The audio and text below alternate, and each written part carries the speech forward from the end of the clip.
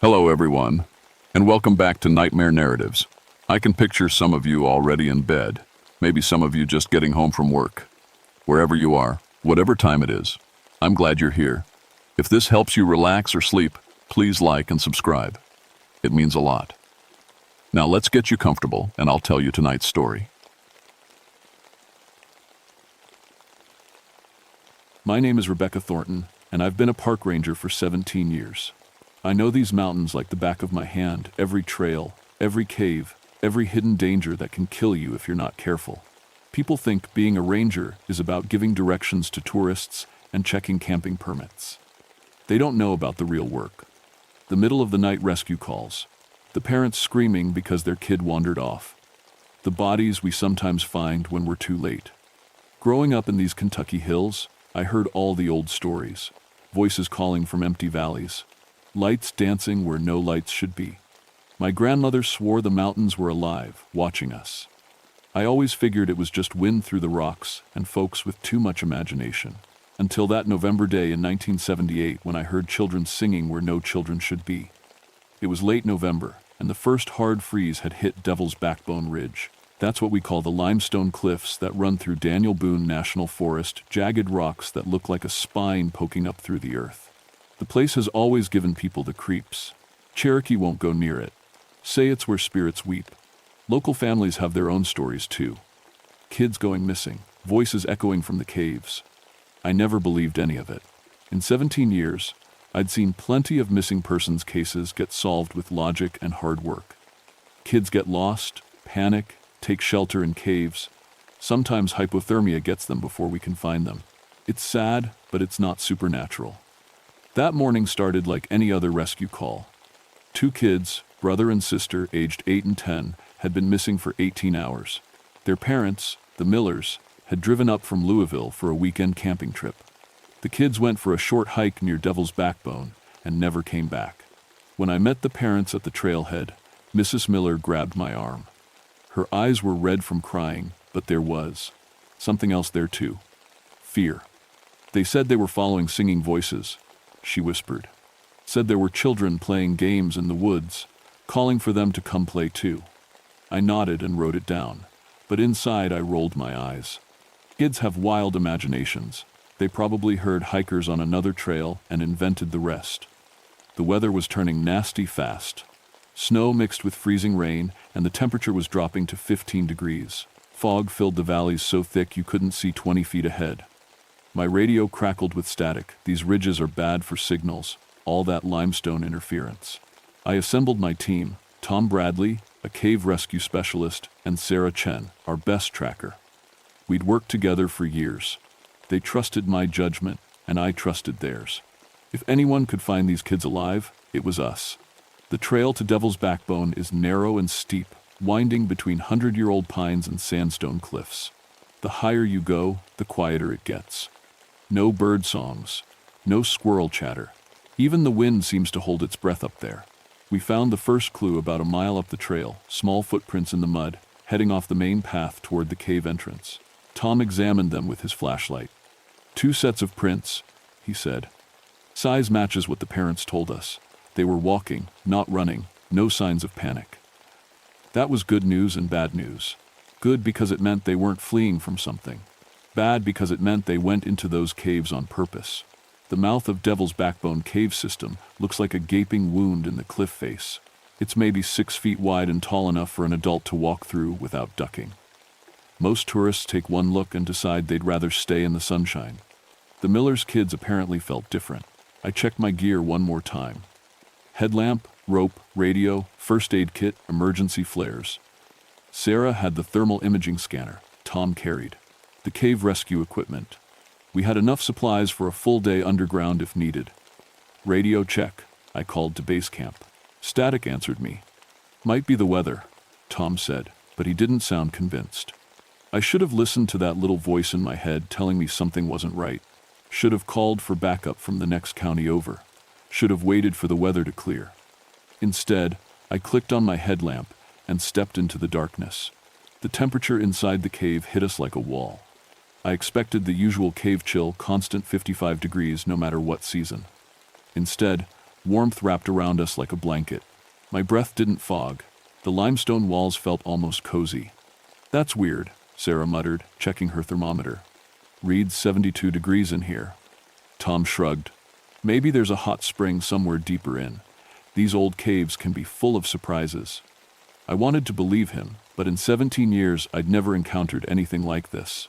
Caves don't just decide to be warm. There are rules, laws of physics, things that make sense. We followed the main passage, which sloped gently downward. Our footsteps echoed strangely, not the sharp, quick echoes you'd expect, but soft whispers that seemed to come from everywhere at once.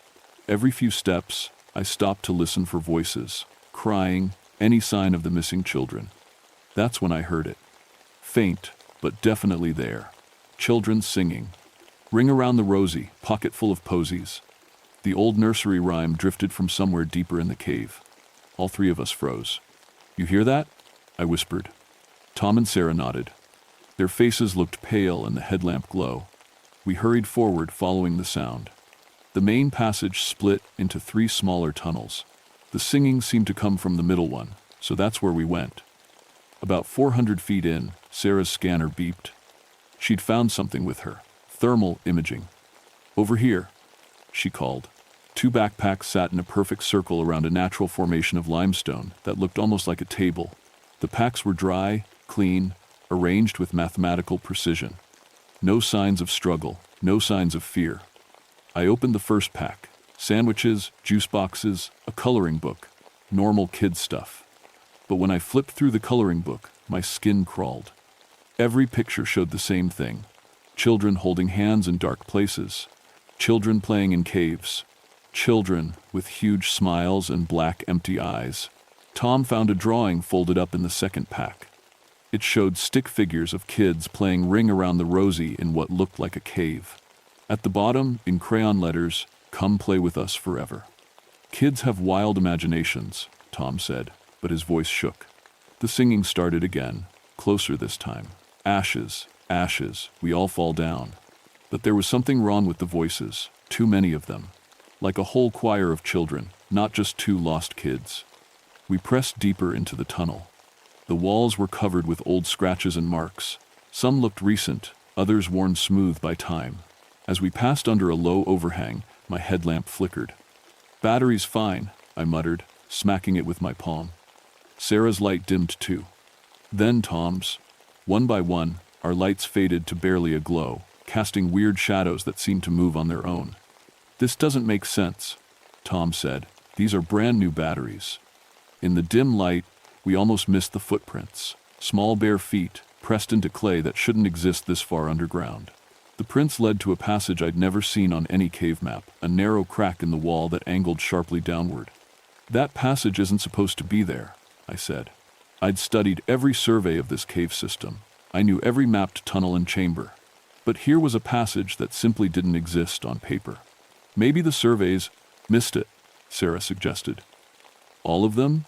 For 50 years?" Cold air started flowing up from the new passage, carrying a smell like wet earth and something else. Something sweet and rotten at the same time. And voices. Definitely voices. "Rebecca? Rebecca, is that you?" I nearly dropped my flashlight.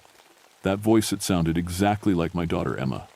But Emma had been dead for 3 years, fell into a sinkhole while hiking with friends. I never even got to say goodbye. "Mom? Why didn't you save me, Mom?" My hands shook so hard I could barely hold my gear. Tom grabbed my shoulder. "Rebecca, you okay? You look like you've seen a ghost." I wanted to tell him what I'd heard, but the rational part of my brain kicked in. Stress. Guilt.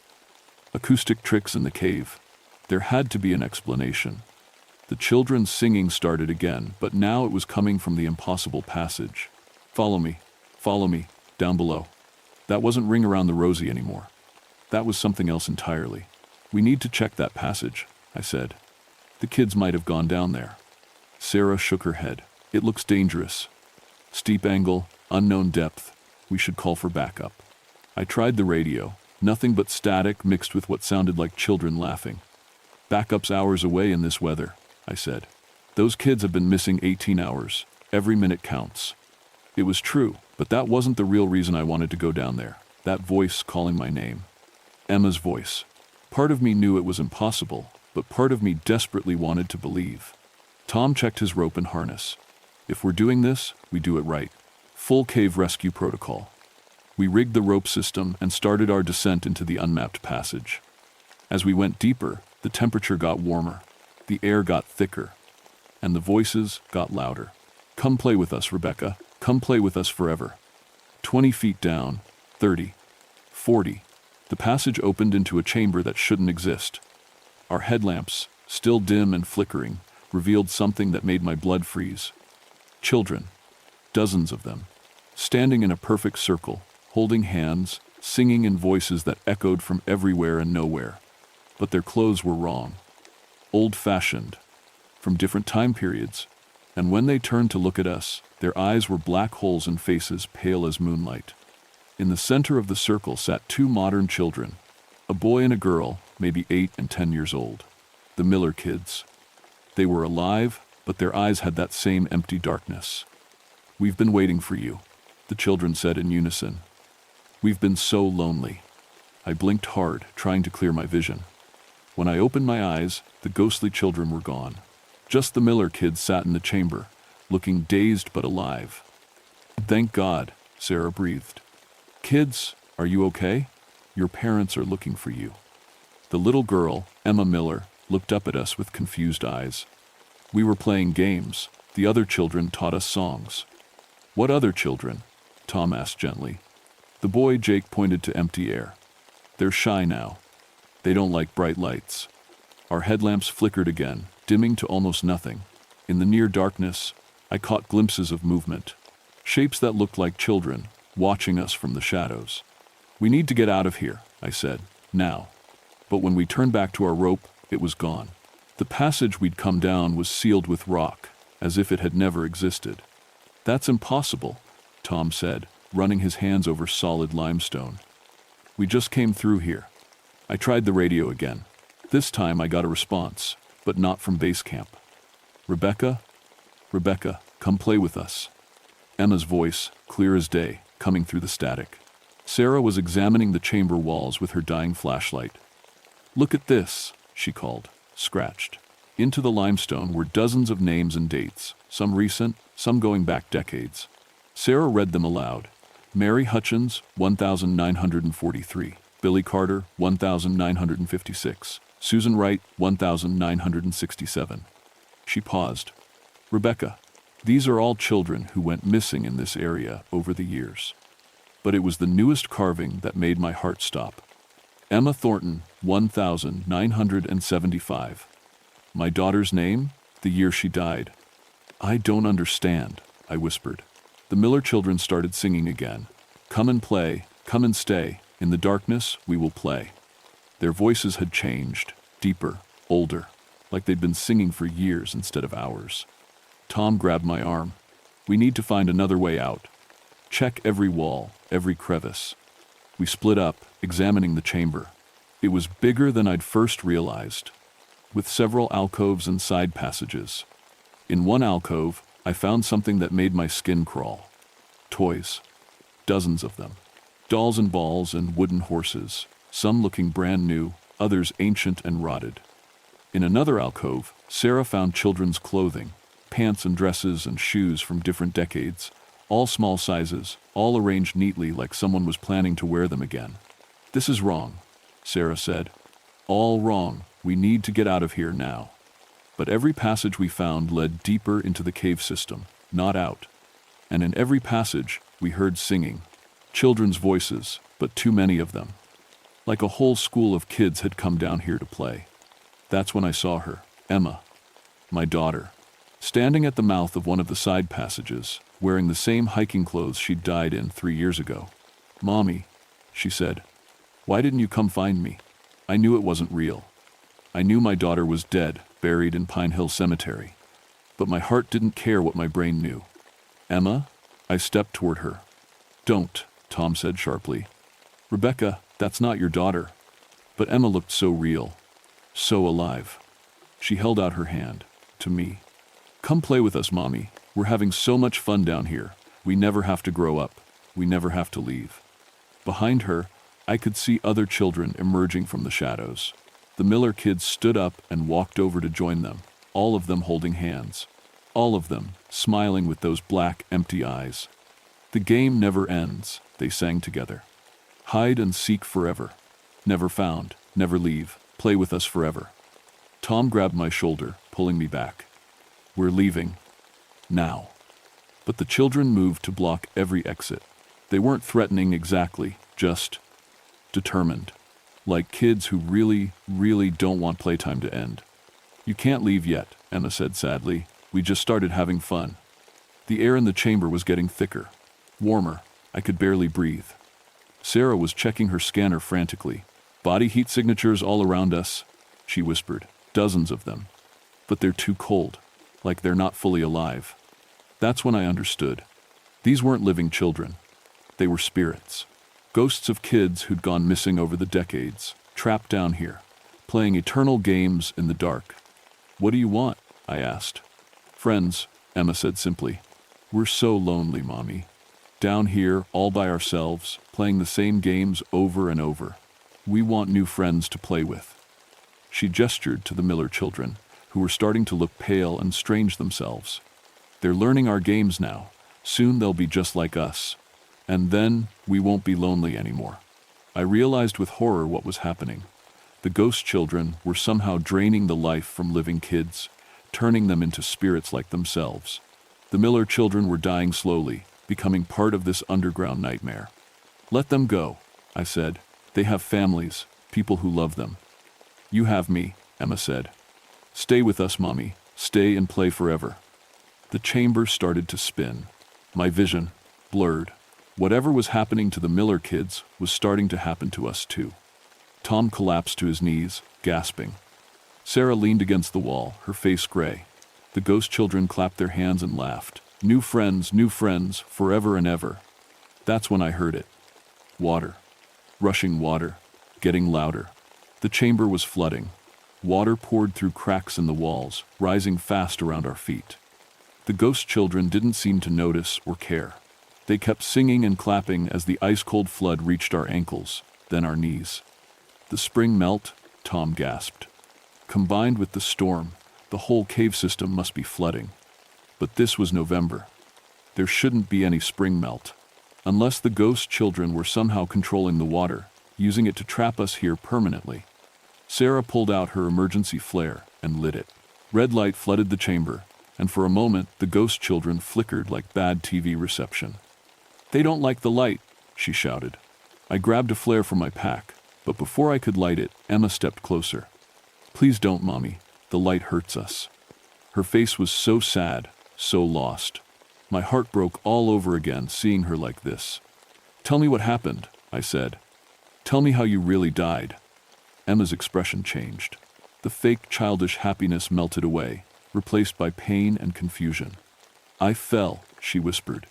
"Down in Laurel Cave, I was with my friends exploring. I slipped on wet rocks and fell into the underground river. I called for you, Mommy. I called and called, but you never came." Tears ran down my face. "I tried to find you. I searched for 3 days." "I know, but it was too late. I was already here, already part of the game." Behind her, the other ghost children were getting agitated. The water was up to our waists now, and Tom was struggling to keep his head above it. "What game?" I asked. "What are you really playing?" A new voice answered, older, deeper. A boy who looked maybe 12, wearing clothes from the 1920 seconds. "Hide and seek," he said. "We've been hiding for so long. But nobody ever finds us. Nobody ever ends the game." "Who are you?" "I'm Billy. Billy Morrison. I was working in the mine when it collapsed. Me and 22 other kids. We were down here playing hide and seek during our break when the tunnel caved in. Nobody knew we were here." The truth hit me like a physical blow. These weren't just random ghost children. They were the kids from the 1920 seconds mining disaster. Children who'd been working illegally in the coal mines, crushed when the tunnels collapsed during their lunch break. The mine connects to this cave system, I realized. You've all been trapped here together. Billy nodded sadly. "We started the game to keep from being scared, hide and seek in the tunnels. But then we died, And the game never ended. We kept playing, waiting for someone to find us and declare it over. So you take other children to keep you company? They find us, Emma said. They hear us singing and come to play. But once they start playing, they can't leave until the game ends. The water was up to our chests. Tom grabbed the Miller children, trying to lift them higher, but they seemed to weigh nothing. They were already more spirit than flesh. How do we end the game? I shouted over the rushing water. Billy looked confused. Someone has to find us. Someone has to win. But I did find you. I found all of you. No, Emma said sadly. You found us, but you haven't won yet. To win hide and seek, you have to find the best hiding spot. The place where nobody will ever look. She pointed to a passage I hadn't noticed before, hidden behind the rushing water. The deepest place, Billy said, where we first hid when the mine collapsed. That's where the game started. That's where it has to end. The water was at our necks now. In minutes, we'd all drown. But to reach that passage, I'd have to dive underwater into an unmapped tunnel system that could go on for miles. If I find the hiding spot, I gasped, will you let everyone go? All of them? The ghost children looked at each other uncertainly. The game has rules, Billy said finally. If you find our best hiding spot, you win. But if you get lost down there, you become part of the game forever. I looked at Tom and Sarah, both barely keeping their heads above water. The Miller children were fading fast, becoming more transparent by the second. Rebecca, don't, Tom pleaded. It's suicide. But I thought about Emma, trapped down here for 3 years. About all the ghost children, playing their endless game because no adult had ever bothered to understand what they really needed. I'm going, I said. I took the deepest breath I could and dove. The underwater passage was a nightmare of sharp rocks and crushing currents. My headlamp was completely dead now, so I followed the flow of water, hoping it would lead me to the source. My lungs burned. My fingers bled from scraping against limestone. Just when I thought I couldn't hold my breath any longer, I surfaced in a small air pocket. I could hear voices echoing from ahead, children crying, not singing. The final chamber was tiny, barely big enough for 23 small bodies. Skeletons lay curled together in the corner, still wearing the tattered remains of 1,920 seconds work clothes. These were the real remains of the children who died in the mine collapse. In the center of the room, one skeleton was different, smaller, wearing a modern hiking outfit, Emma's real body. She'd found this place when she fell through the underground river, found the mine disaster children, and stayed to comfort them as she died. I win, I whispered to the darkness. I found you. I found your best hiding place. The effect was immediate. Light filled the chamber, not from any lamp, but from the children themselves. They appeared around their skeletons, but different now. Peaceful, happy. You won, Billy said, his voice full of wonder. Someone finally won our game. Can I take everyone home now? Emma stepped forward and hugged me. For just a moment, she felt solid and warm, like she had when she was alive.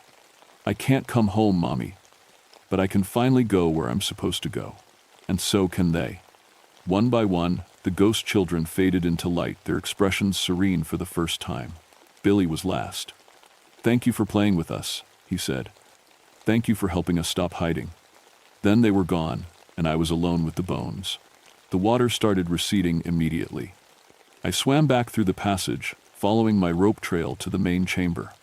Tom and Sarah were there, gasping and alive. The Miller children were solid again, breathing normally, looking confused but human. What happened? Sarah asked.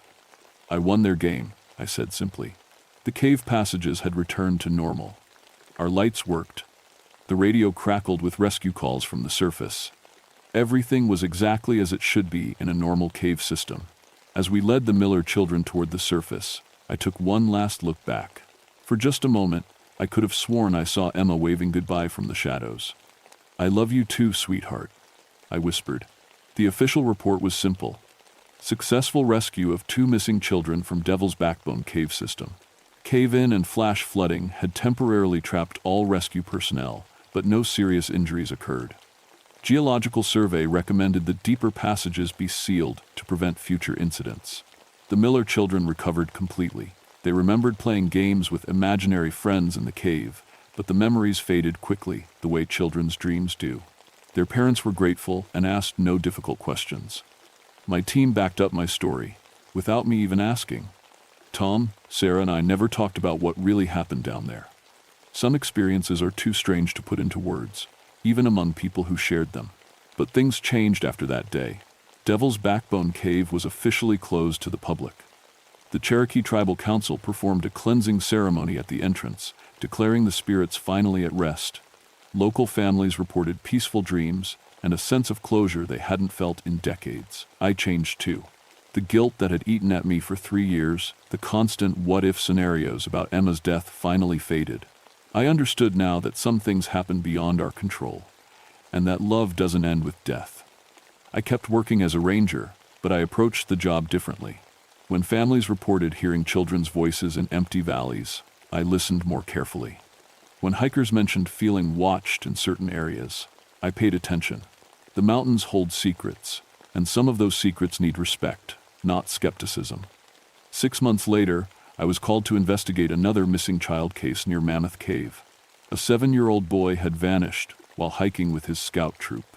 The other children claimed they'd heard him talking to someone just before he disappeared.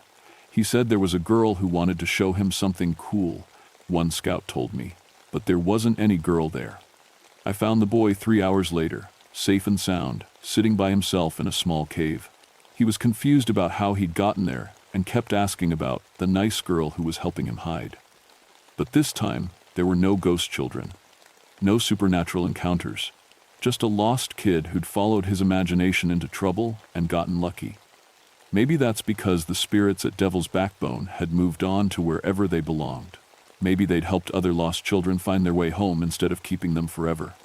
Or maybe I'd just learned to tell the difference between real, supernatural activity and ordinary wilderness dangers. The mining company records from the 1,920 seconds were accidentally destroyed in a bureaucratic filing error. The families of the missing children received closure notifications that their children's remains had been found and properly buried. No one asked too many questions about where or how. Sometimes I visit Emma's grave in Pine Hill Cemetery. I bring flowers and tell her about my day, about the people I've helped, and the beauty of the mountains she loved. I don't hear her voice anymore, but I feel her presence, peaceful now, free. The mountains of Kentucky still hold their secrets. There are other places where tragedy has left spiritual scars, other wilderness areas where the line between natural and supernatural blurs. I've learned to approach them all with respect, but every now and then, when I'm out on a rescue call in some remote cave system, I'll hear children's laughter echoing in the distance. Not the lost, desperate sound of trapped spirits, but genuine joy. The sound of kids playing games in the sunshine. And I know that somewhere, 23 children who hid in the darkness for 70 years are finally playing in the light. The game is over. Everyone was found. Everyone gets to go home. Asterisk. If you're ever hiking in the Appalachian Mountains and you hear children singing where no children should be, listen carefully. They might just be playing harmless games. But if they ask you to come play hide-and-seek forever, politely decline. Some games are too dangerous to join, and some hiding spots are meant to stay found. Asterisk, asterisk. Trust your instincts. Respect the warnings. And remember that sometimes the best way to help lost souls is simply to acknowledge their presence and show them the way home. Asterisk.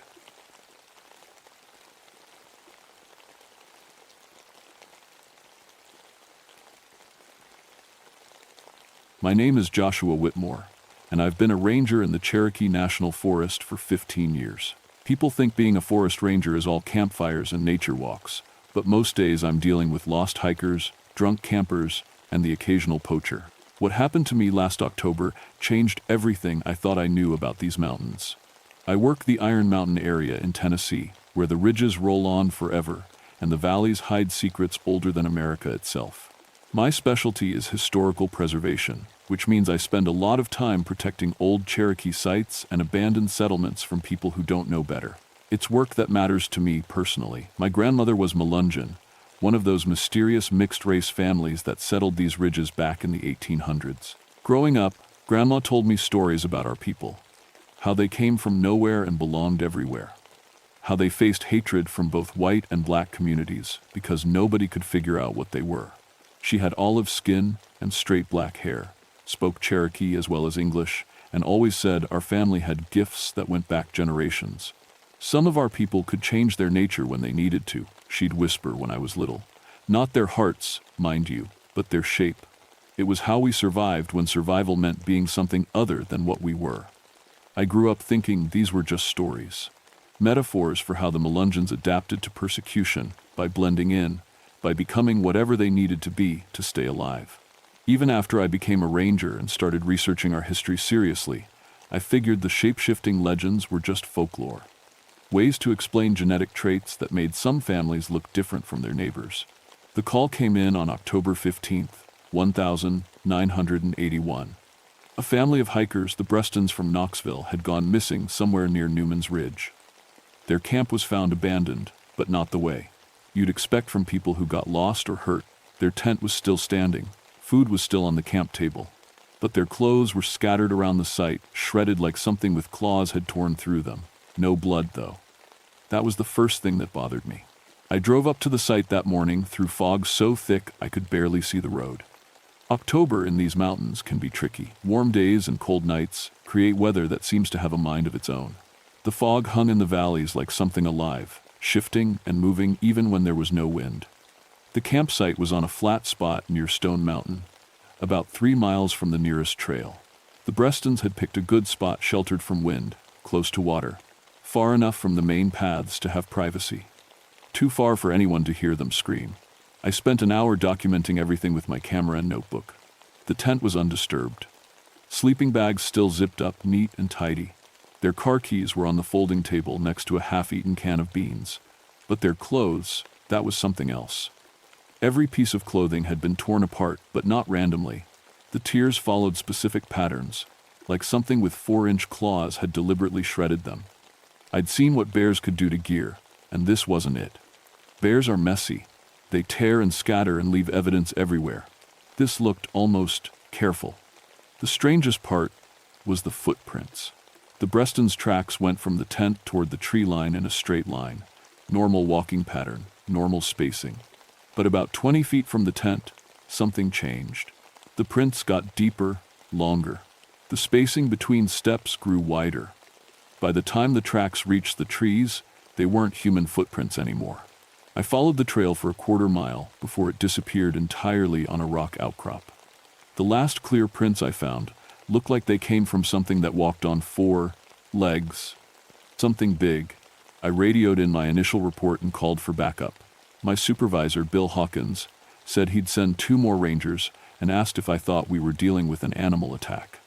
Maybe, I told him. But if an animal took them, where are the bodies? That afternoon, I interviewed the hikers who'd found the campsite. A young couple from Johnson City, barely out of college, who'd been exploring the old Melungeon settlement areas for a history project. We saw the whole thing. The girl, Sarah, kept saying, we saw them change. Her boyfriend, Mike, looked embarrassed. She's been reading too many local legends for our research. When she saw the footprints, her imagination went wild.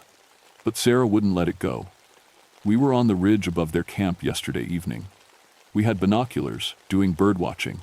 That family was sitting around their fire, normal as anything. Then something spooked them.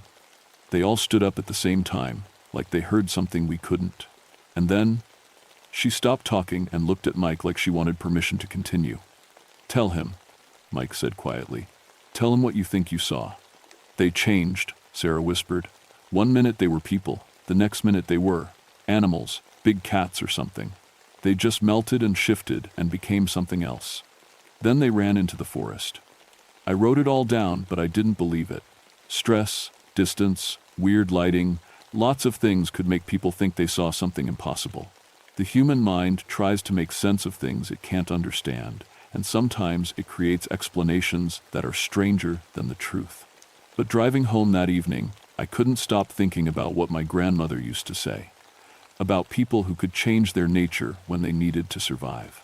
The backup rangers arrived the next morning, just as the fog was starting to burn off.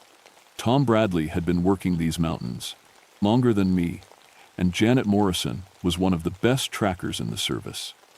If anyone could make sense of what happened to the Brestons, it would be them. We started by expanding our search pattern, looking for any sign of where the family might have gone after the tracks disappeared.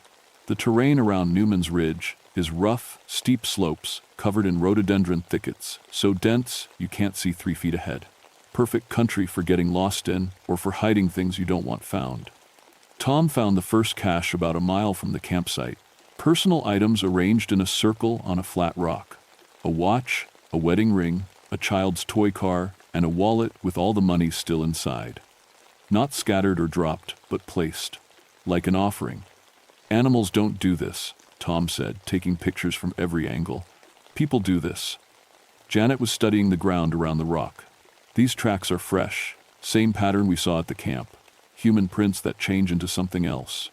She followed the trail down into a narrow valley I'd never explored before. The trees grew thicker here, old-growth forest that blocked out most of the sky. Even in midday, it felt like twilight under that canopy. The silence was the first thing I noticed. No birds singing, no squirrels chattering, no insects buzzing. Forest sounds I'd been hearing my whole life were just gone. The only noise was our boots on the leaf litter and our breathing. "Listen," Janet whispered, holding up her hand. In the distance, maybe half a mile away, something was howling. Not coyotes or dogs. I knew those sounds. This was deeper, more complex, like voices singing in harmony, but not quite human voices. We followed the sound deeper into the valley. The trees seemed to close in around us, and the fog that had burned off everywhere else hung thick down here. Our flashlight beams looked weird in that mist, bending and scattering like the light couldn't travel straight. That's when we found the settlement. Hidden in a fold of the ridge, protected by rock walls and dense forest, was a cluster of log cabins that shouldn't have existed. These weren't ruins or historical sites. People were living here, right now, in 1981, like it was still 1881. Smoke rose from stone chimneys. Laundry hung on lines between the trees. Gardens full of late-season vegetables grew in the small clearings.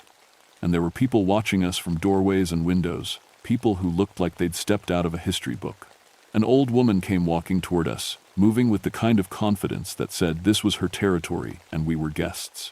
She had the olive skin and straight black hair I remembered from my grandmother, and when she spoke, her voice carried the same mountain accent. "You'd be the rangers looking for the missing family," she said. It wasn't a question. "Yes, ma'am," I answered. "Joshua Whitmore, Cherokee National Forest Service. These are my colleagues, Tom Bradley and Janet Morrison. We're investigating the disappearance of the Breston family." The woman nodded slowly. "I'm Mary Goins. These are my people." She gestured toward the hidden settlement. "And that family you're looking for ain't missing. They're where they need to be." Tom stepped forward. "Ma'am, we need to verify that they're safe. They left behind personal belongings and—" "They left behind what they couldn't take with them," Mary interrupted. "Sometimes people have to choose between the life they thought they wanted and the life they were born to live." The way she said it made my skin crawl. Not because it sounded threatening, but because it sounded familiar. Like something my grandmother might have said. "Mrs. Goins," I said carefully, "we found evidence that suggests the family might have been attacked or coerced. We need to speak with them directly." Mary Goins studied my face for a long moment. "Whitmore," she said slowly. "Your grandmother was Rebecca Whitmore, wasn't she? Rebecca Collins before she married?" My throat went tight. "Yes, ma'am." "You knew her?" "Knew her?" Mary laughed, but it wasn't a happy sound. "Child, she was my cousin, which makes you family, and family needs to understand some things about what's happening here." She gestured for us to follow her toward the largest cabin. As we walked, I noticed the other residents watching us with expressions I couldn't read. Not hostile, exactly, but cautious, like they were waiting to see what we would do. "Your grandmother ever tell you why she left these mountains?" Mary asked as we climbed the porch steps. "She said there wasn't any future here for young people, that she wanted to see the world beyond the ridges." Mary nodded. "That's part of the truth. The other part is that she was scared of what she was becoming. Some of our bloodlines carry gifts that skip generations. Rebecca's gift was starting to show, and she chose to run from it instead of embracing it." Inside the cabin, the Breston family was sitting around a wooden table, drinking coffee and looking perfectly normal. Except for their eyes, Their eyes had changed color from the brown and blue I remembered from their driver's licenses to a golden yellow that caught the lamplight like an animal's. "Mr. and Mrs. Breston?" I said, trying to keep my voice steady. "I'm Ranger Whitmore. We've been looking for you." Mrs. Breston smiled, and for just a second, her teeth looked too sharp. "We're fine, Ranger. Better than fine. We're finally home." Over the next 3 days, I couldn't stop thinking about what I'd seen in that hidden valley. The Brestons insisted they were staying voluntarily, and I had no legal grounds to force them to leave. But something was wrong with the whole situation, something that went beyond unusual living arrangements or cultural differences. The family's physical changes were subtle but consistent. Their hearing had improved dramatically. They could respond to sounds we couldn't even detect. Their movements had become more fluid, more graceful, and their eyes, those golden eyes, seemed to see things in the shadows that weren't there. I started having dreams that felt more like memories, running through the forest on 4 legs, feeling the night air through thick fur, hunting with senses so sharp I could track a deer from miles away. I'd wake up exhausted, like I'd actually been running all night, with dirt under my fingernails and scratches on my arms I couldn't explain. Tom and Janet had their own strange experiences. Tom's compass started pointing toward magnetic anomalies that didn't exist on any geological survey. Janet kept hearing voices speaking Cherokee in areas where no one else was around. Our equipment was failing in ways that didn't make sense. Cameras malfunctioned, radios picked up conversations in languages we didn't recognize, and our flashlights seemed to create shadows where shadows shouldn't exist. On the 4th night, I went back to the settlement alone. Mary Goins was waiting for me at the edge of the hidden valley, like she'd known I was coming. In the moonlight, she looked different. Younger somehow, despite her age. Her movements were too quick, too smooth. "Your grandmother's blood is calling to you," she said without preamble. "That's why you can't stay away. That's why the forest feels different to you now. Mrs. Goins, I need to understand what's happening to the Breston family. And to me." She gestured for me to follow her deeper into the settlement. This time, there were more people out and about, despite the late hour. Men and women moving between the cabins with the kind of easy confidence that comes from perfect night vision. Children playing games that seemed to involve impossible feats of speed and agility. "We are what we've always been," Mary said as we walked. The first people to settle these ridges weren't running from poverty or persecution alone. They were hiding from something else, something that made them different from ordinary folks. She led me to a cabin where an elderly man was sitting on the porch, whittling by lamplight. His hands moved with inhuman precision, carving intricate patterns that seemed to shift and change when I wasn't looking directly at them. "This is Samuel Collins," Mary said. "Your grandmother's uncle, your great-uncle." Samuel looked up at me with eyes that reflected the lamplight like mirrors. "Boy looks just like Rebecca did at that age," he said in a voice like gravel. "Same stubborn chin, same scared expression when the blood starts to wake up." "What blood?" I asked, though part of me already knew the answer. "Shapeshifter blood," Samuel said simply. "Cherokee spirit warrior blood mixed with something older. Something that came from across the ocean with the first dark-skinned families that nobody could quite place. We've been hiding in these mountains for 200 years, keeping the bloodline alive, waiting for the time when the world might be ready to know we exist." He set down his whittling and stood up. In the lamplight, his shadow looked drawn too large, with edges that seemed to move independently of his body. "The Breston family carries the blood too, but they didn't know it. Stress can trigger the awakening in people who've never been taught to control it. That's what happened to them on their camping trip. Something spooked them, probably one of us checking to see what they were doing so close to our territory, and their bodies responded the way they were designed to respond. By turning into animals? My voice sounded smaller than I wanted it to.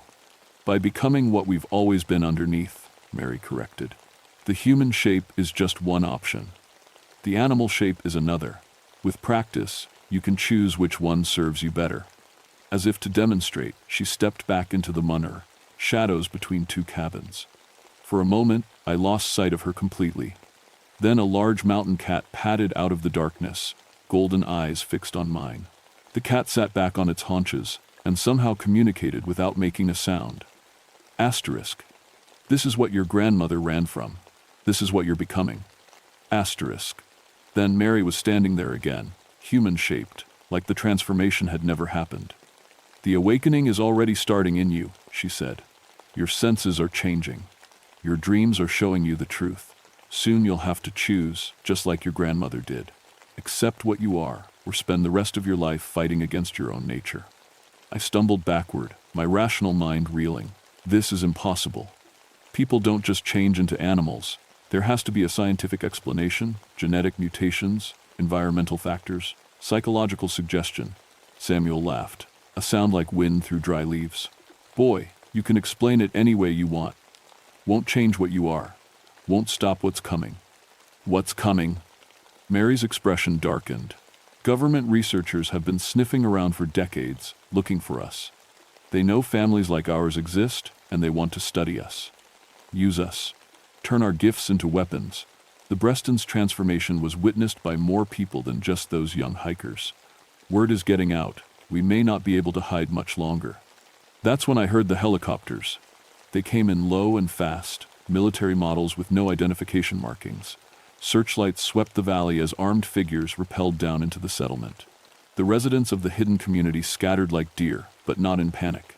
They moved with coordinated precision, like they'd practiced this scenario many times. "Run," Mary said, grabbing my arm. "If they capture you now, before you've learned to control the gift, they'll break your mind trying to figure out how it works." But I couldn't run. I was a federal ranger, and these people, whatever they were under my protection. Instead, I stepped into the open with my hands raised and my badge visible. "Federal Park Ranger," I shouted. "This is protected land, and you're operating without authorization." The lead operative approached me, his face hidden behind night vision goggles. "Ranger Whitmore, we've been monitoring your investigation. You need to come with us." "On whose authority?" "People with clearance levels you don't have access to." He gestured to his team. "These individuals are subjects of national security interest. We're taking them into custody for their own protection." Behind me, I heard a sound like wind through leaves, but there was no wind. When I turned around, the entire settlement had vanished. Not abandoned, vanished. The cabins were still there, but empty. The people had simply melted away into the forest like they'd never existed. Except for Mary Goines, who stepped out of the shadows in her human form, her hands raised but her eyes defiant. "You can take me," she said to the operatives. "But you'll never find the others, and you'll never understand what we are just by cutting us open and studying our blood." The lead operative nodded to his team, and they moved to surround Mary. As they closed in, she looked directly at me. "Joshua," she said, "your grandmother made her choice. Now you have to make yours. Be what you were born to be, or spend your life serving people who see you as a specimen to be studied." Then she was gone, not captured, not escaped, but transformed. The mountain cat that had been Mary Goines bounded into the trees faster than the operatives could react, leaving them with nothing but empty air and the echo of her words. The lead operative turned to me. "You're coming with us, Ranger. You've been exposed to classified phenomena, and you need to be debriefed." As they escorted me toward their helicopter, I realized that my old life, the life where I was just a forest ranger with an interest in local history, was over. Whatever I was becoming, whatever choice I had to make, it would have to be made soon, because the people who had taken me weren't interested in protecting anyone's rights or preserving anyone's culture. They were interested in turning genetic gifts into government weapons, and they thought I might be one of those weapons. The government facility was 3 hours away by helicopter, hidden in a valley that didn't appear on any maps I'd ever seen. From the outside, it looked like a research station, clean white buildings surrounded by chain-link fences, with the kind of bland architecture that was designed to be forgotten. Inside, it was a prison. They separated me from my gear and put me in a room that looked like a combination medical facility and interrogation chamber. Bright lights, stainless steel surfaces, cameras in every corner, and the constant hum of ventilation systems that never quite managed to mask the smell of fear and antiseptic. "Dr. Elizabeth Warren introduced herself as a geneticist specializing in human physiological anomalies. She was young, professional, and had the kind of detached curiosity that made my skin crawl. "Ranger Whitmore," she said, settling into a chair across from me with a thick file folder. "We've been monitoring your family line for quite some time. Your grandmother, Rebecca Whitmore, was flagged by our predecessors in the 1940 seconds as a person of interest. She successfully avoided our attention by leaving the mountains and integrating into mainstream society. But the genetic markers don't just disappear. She opened the folder and showed me photographs, surveillance photos of my grandmother as a young woman, documents detailing her family history, and genetic charts that meant nothing to me but apparently meant a lot to Dr. Warren. The Melungeon populations of Appalachia carry genetic variations that shouldn't exist in normal human beings, she continued. Enhanced sensory processing, increased bone density, unusual healing rates, and most significantly, a form of controlled cellular metamorphosis that allows for dramatic physical transformation. You're talking about shape-shifting like it's a medical condition. Because it is, Doctor. Warren leaned forward. It's a genetic adaptation that probably developed in isolated populations as a survival mechanism. The ability to alter physical form in response to environmental stressors would have provided significant evolutionary advantages. She stood up and moved to a wall monitor that displayed brain scans and blood work. I didn't recognize. We've been studying subjects with these genetic markers for decades, Ranger Whitmore. We know that the transformation ability is triggered by extreme stress, enhanced by certain environmental factors, and controlled by a combination of neurological and hormonal processes we're only beginning to understand. Subjects? I repeated. You mean prisoners. We mean volunteers, participating in important research that could benefit all of humanity. The applications for controlled cellular transformation are limitless medical treatments, enhanced military capabilities, space exploration adaptations. Where are the Brestons? Doctor. Warren's expression didn't change, but she paused just long enough to confirm my worst fears. The Breston family is safe and being well cared for while we study their recent transformation event. Their abilities manifested very suddenly, which makes them valuable for understanding the trigger mechanisms. I want to see them. That's not possible right now, but you'll be able to help us understand their condition better. Our tests show that your genetic markers are even stronger than theirs. With the right stimulation, we believe you could achieve controlled transformation much more easily. The door opened, and 2 technicians entered with equipment I didn't recognize. Medical devices mixed with restraint systems that looked like they belonged in a horror movie. I'm not volunteering for anything, I said, standing up quickly. Ranger Whitmore, you've been exposed to classified phenomena and you carry genetic markers that make you a national security asset. Your cooperation isn't optional. The technicians moved to either side of me, and I realized that everything Mary Goines had warned me about was happening exactly as she'd predicted. These people weren't interested in understanding the Melungeon community or protecting anyone's rights. They wanted to turn human beings into laboratory specimens. That's when I felt it, the change Mary had told me was coming. It started as anger, pure and simple. Rage at being imprisoned, at being treated like a test subject, at watching my own government turn constitutional rights into classified exceptions. But the anger felt different than it ever had before. Stronger, more focused, and connected to physical sensations I'd never experienced. My hearing sharpened until I could detect conversations happening in other parts of the building. My sense of smell expanded until I could identify individual people by their scent signatures. And my vision changed until I could see details in the shadows that had been invisible moments before. Dr. Warren was watching me with clinical fascination. Extraordinary. You're undergoing physiological changes in response to perceived threat. Heart rate elevated, pupil dilation, increased muscle tension, and... She paused, consulting a handheld device. Neurological patterns consistent with pre-transformation states we've observed in other subjects. The technicians moved closer with their restraint equipment, and something inside me snapped. The transformation wasn't painful, exactly. It was like finally allowing my body to become what it had always wanted to be. My bones stretched and reformed, my muscles expanded and redistributed, and my senses exploded into a range of awareness I'd never imagined possible. When it was over, I was looking at Dr. Warren and her technicians from a perspective about 4 feet lower than before, through the golden eyes of a mountain cat that was stronger, faster, and more dangerous than any human in that room. Dr. Warren was taking notes frantically. Incredible. Complete cellular transformation in under 30 seconds. Subject retains apparent consciousness and cognitive function in altered state. The technicians were backing toward the door, their equipment forgotten. One of them was reaching for what looked like a tranquilizer gun. I could have killed them all in seconds. The predator instincts that came with this form were overwhelming every movement. Every scent, every sound was being processed through a hunter's awareness that identified threats and calculated attack strategies automatically. Instead, I did something that surprised everyone in the room, including myself. I changed back. The return transformation was easier than the first change, like putting on familiar clothes after being dressed in something uncomfortable. Within moments, I was standing there in my human form, looking at three people who had just witnessed something their science could record but couldn't fully explain. "You can study me all you want," I said quietly, "but you'll never control me, and you'll never turn this gift into a weapon for hurting people." "Doctor." Warren was staring at me with a mixture of scientific excitement and genuine fear. "How did you control the transformation?" Other subjects require extensive conditioning and environmental manipulation to achieve voluntary shifts.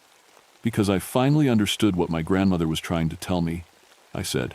"This isn't a medical condition or a genetic mutation. It's a birthright, and you can't study birthright in a laboratory." The alarm started going off then, not because of me, but because someone was breaking into the facility from the outside. The mountain cats came first, moving through the facility's ventilation systems and security gaps like liquid shadow. Then the eagles, attacking the external communications equipment and power lines. Finally, the human form shapeshifters, armed with traditional weapons and generations of knowledge about moving unseen through hostile territory. Mary Goins appeared in the doorway of my cell, back in her human form, but with clothes and equipment that suggested she'd been planning this rescue for quite some time. "Your great-uncle Samuel always said you'd make the right choice when the time came," she said, tossing me my ranger uniform and gear. "But we weren't going to leave you here to prove it." The facility's security forces were completely overwhelmed. They'd trained for external attacks and internal containment breaches, but not for enemies who could change their fundamental nature at will. Shapeshifters in animal form moved through spaces too small for humans, attacked from angles that were impossible to defend against, and coordinated their assault with a level of communication that didn't rely on technology. Dr. Warren and her team were huddled in a corner of the room, realizing that their test subjects had just become their captors. "The Brestons?" I asked Mary as we moved through corridors filled with the sounds of systematic liberation. "Safe. Scared, but learning to control their abilities with help from people who actually understand what they're going through." She gestured toward the chaos around us. "This whole operation is being shut down, permanently. Too many of our people have been taken over the years. Too many families separated and studied like lab rats." We reached the main laboratory, where the Breston family was helping to destroy research equipment and confiscate files. They moved, with the fluid grace I was beginning to recognize as the mark of active shapeshifters, but their eyes held the warmth of people who had found their way home. "Mrs. Breston approached me with a smile that showed teeth that were slightly sharper than they used to be. "Ranger Whitmore, thank you for not giving up on us. Are you really okay? All of you?"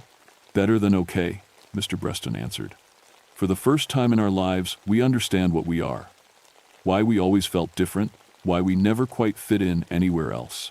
Our children are learning to control abilities that would have terrified us a week ago." The Breston children were helping to carry boxes of research files toward the exit. They moved with the easy confidence of young people who had discovered they were capable of things they'd never imagined. Not better than human, just human, in a way that included possibilities most people never experienced. Mary touched my shoulder. "You have a choice to make, Joshua. You can come with us, back to the mountains, and learn what your grandmother never let herself learn. Or you can return to your old life and pretend none of this ever happened." I looked around the laboratory, at the evidence of decades of research conducted on people who had been imprisoned for the crime of being genetically unique. At Dr. Warren and her team, who saw human beings as collections of interesting problems to be solved. At the Breston family, who had found peace and identity in embracing what they truly were. What about my job, my responsibilities as a ranger? Samuel Collins appeared beside Mary, moving with the silent grace of someone who had been practicing shape-shifting for 70 years. "Boy, You think there ain't ranger work to be done in these mountains? You think our people don't need protection from folks who want to study us and cage us and turn us into weapons? He was right. The Cherokee National Forest was home to more than just ordinary of wildlife and historical sites. It was sanctuary for people whose very existence challenged everything mainstream society thought it knew about human nature. There's paperwork to be filed, I said finally. Reports to be written. This facility is going to disappear from the official records, but the people who authorized it are still out there. Someone needs to make sure this doesn't happen again. Mary nodded approvingly, spoken like a true ranger. Protect the territory, protect the people who belong there, and keep the balance between what's public knowledge and what needs to stay hidden. 6 months later, I submitted my final report on the Breston family disappearance. According to the official record, they were found safe after becoming lost in a remote area of the Cherokee National Forest. They chose to relocate to a private community focused on traditional Appalachian lifestyles, and they declined further contact with outside authorities. The government research facility never existed, at least not in any paperwork that survived the bureaucratic housecleaning that followed. Dr. Warren and her team were reassigned to projects that didn't involve human subjects, and several high-ranking officials took early retirement for reasons that were never made public. I still work as a ranger in the Cherokee National Forest, but my territory has expanded considerably. I patrol areas that don't appear on public maps, protecting communities that maintain traditional ways of life, and ensuring that families with unusual genetic heritage can live in peace, without fear of persecution or scientific exploitation. My senses are sharper now. My physical capabilities are enhanced, and when the situation requires it, I can become something other than human. But mostly, I'm still just a forest ranger, doing work that matters in mountains that hold more secrets than most people will ever know. Sometimes, late at night, I hear howling in the distance, not coyotes or dogs, but voices singing in harmony. The sound of people who have found their way home, who have learned to embrace what they are instead of hiding from it. And sometimes, when I'm alone in the deepest parts of the forest, I add my voice to theirs. Because some gifts are meant to be shared, and some families are bigger than the ones you're born into. My grandmother chose to run from what she was becoming, and I understand why. The world wasn't ready for people like us.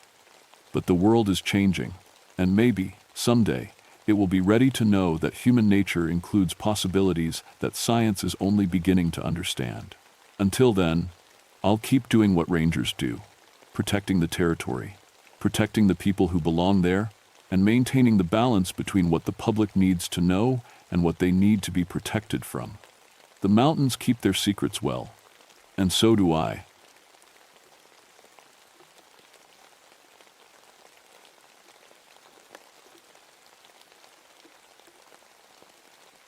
My name is Margaret Caldwell, and I've been a park ranger for 11 years.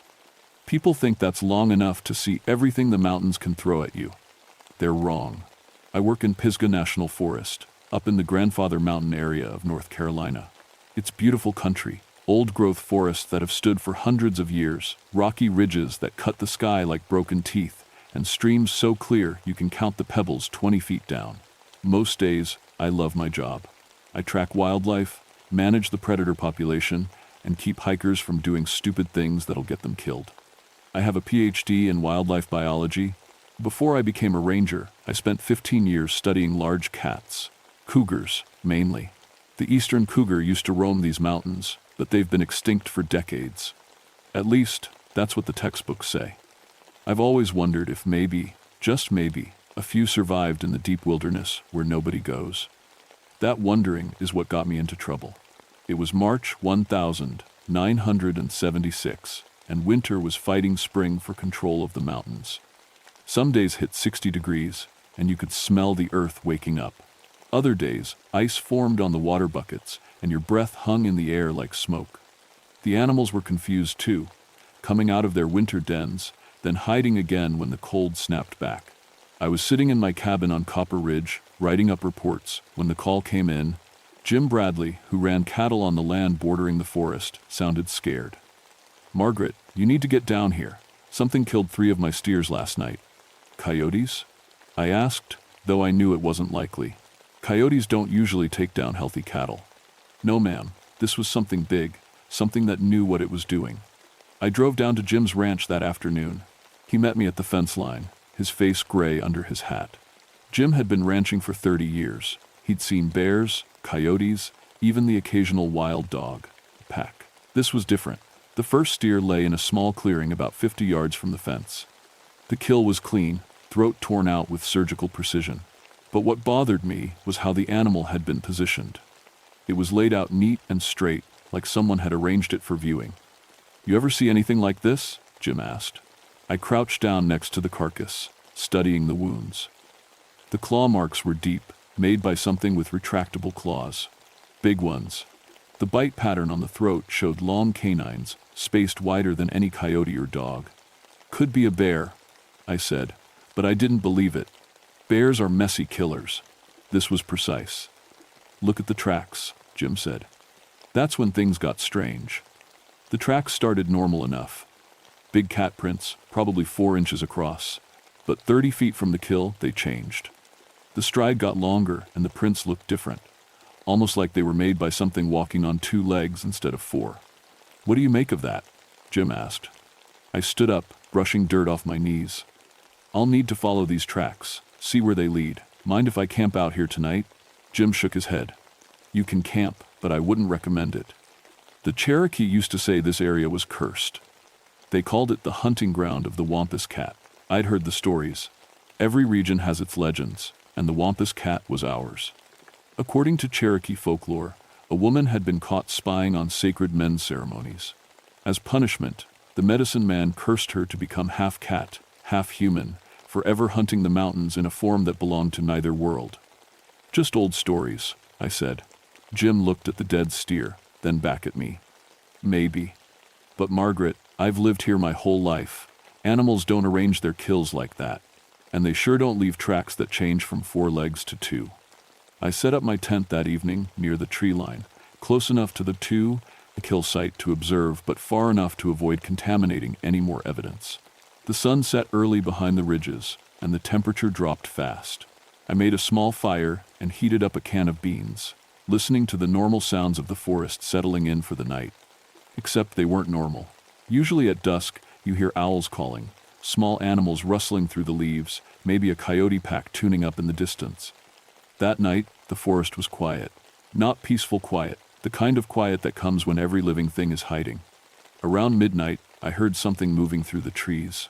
Slow, deliberate steps that circled my campsite just outside the firelight. I grabbed my flashlight and swept the beam through the darkness, but saw nothing. The footsteps stopped. I sat by the fire until dawn, fighting the feeling that something was watching me from the shadows. When the sun came up, I found fresh tracks around my camp. The same tracks I'd seen at the kill site, 4-legged changing to 2-legged, like something had been walking upright, studying me. That's when I knew Jim was right. This wasn't just an animal. The next morning, I followed the tracks up into the high country. The trail led through thick forest, over rocky outcroppings, and along stream beds where the prints disappeared in the water, only to pick up again on the far side. Whatever made them knew the territory better than any animal should. 3 miles up the ridge, I found the second kill site. This time it was a deer, a big buck that should have been able to outrun or outfight most predators. But like the steer, it had been killed cleanly and arranged carefully. The deer was positioned facing east, toward the rising sun, with its antlers pointing toward an old Cherokee ceremonial site I knew was hidden deeper in the forest. The tracks here told a different story. Instead of the mixed 4-leg, 2-leg pattern, these were clearly bipedal, human-sized, but with claw marks at the end of each toe print. Whatever had killed this deer had been walking upright like a person. I took photographs and made sketches, trying to document everything scientifically. But the longer I stared at those tracks, the more my skin crawled. They looked like footprints, but wrong. Too narrow, with the weight distributed differently than human feet. And those claws. My radio crackled. "Margaret, you copy?" It was Dave Chen, another ranger who worked the South District. "Go ahead, Dave. Got another call from a rancher down in Bear Creek. Lost 2 calves last night. Same type of kill you're dealing with up there." Bear Creek was 15 miles south of Copper Ridge. If the same predator was responsible, It was covering an impossible amount of territory in a single night. "I'll be down there this afternoon," I told him. But first, I wanted to follow these tracks to see where they led. The trail wound higher into the mountains, through areas where few people ever went. The forest got older and darker, with massive trees that blocked out most of the sunlight. My compass started acting strange, the needle spinning in slow circles instead of pointing north. I figured it was interference from iron ore deposits in the rocks. After 2 hours of hiking, the tracks led to a cave opening in a granite cliff face. The cave mouth was about 8 feet high and 6 feet wide, with scratch marks around the edges, like something with claws had been sharpening them on the stone. I called out, following standard procedure when investigating potential wildlife dens. "Hello, ranger coming in." My voice echoed back from deep inside the cave, but underneath the echo was something else. A sound like breathing, but slower and deeper than human lungs could manage. I clicked on my flashlight and stepped into the cave. The beam showed a tunnel that sloped downward into darkness. The walls were covered with more scratch marks, and the floor was littered with bones. Most were animal bones, deer, rabbit, squirrel.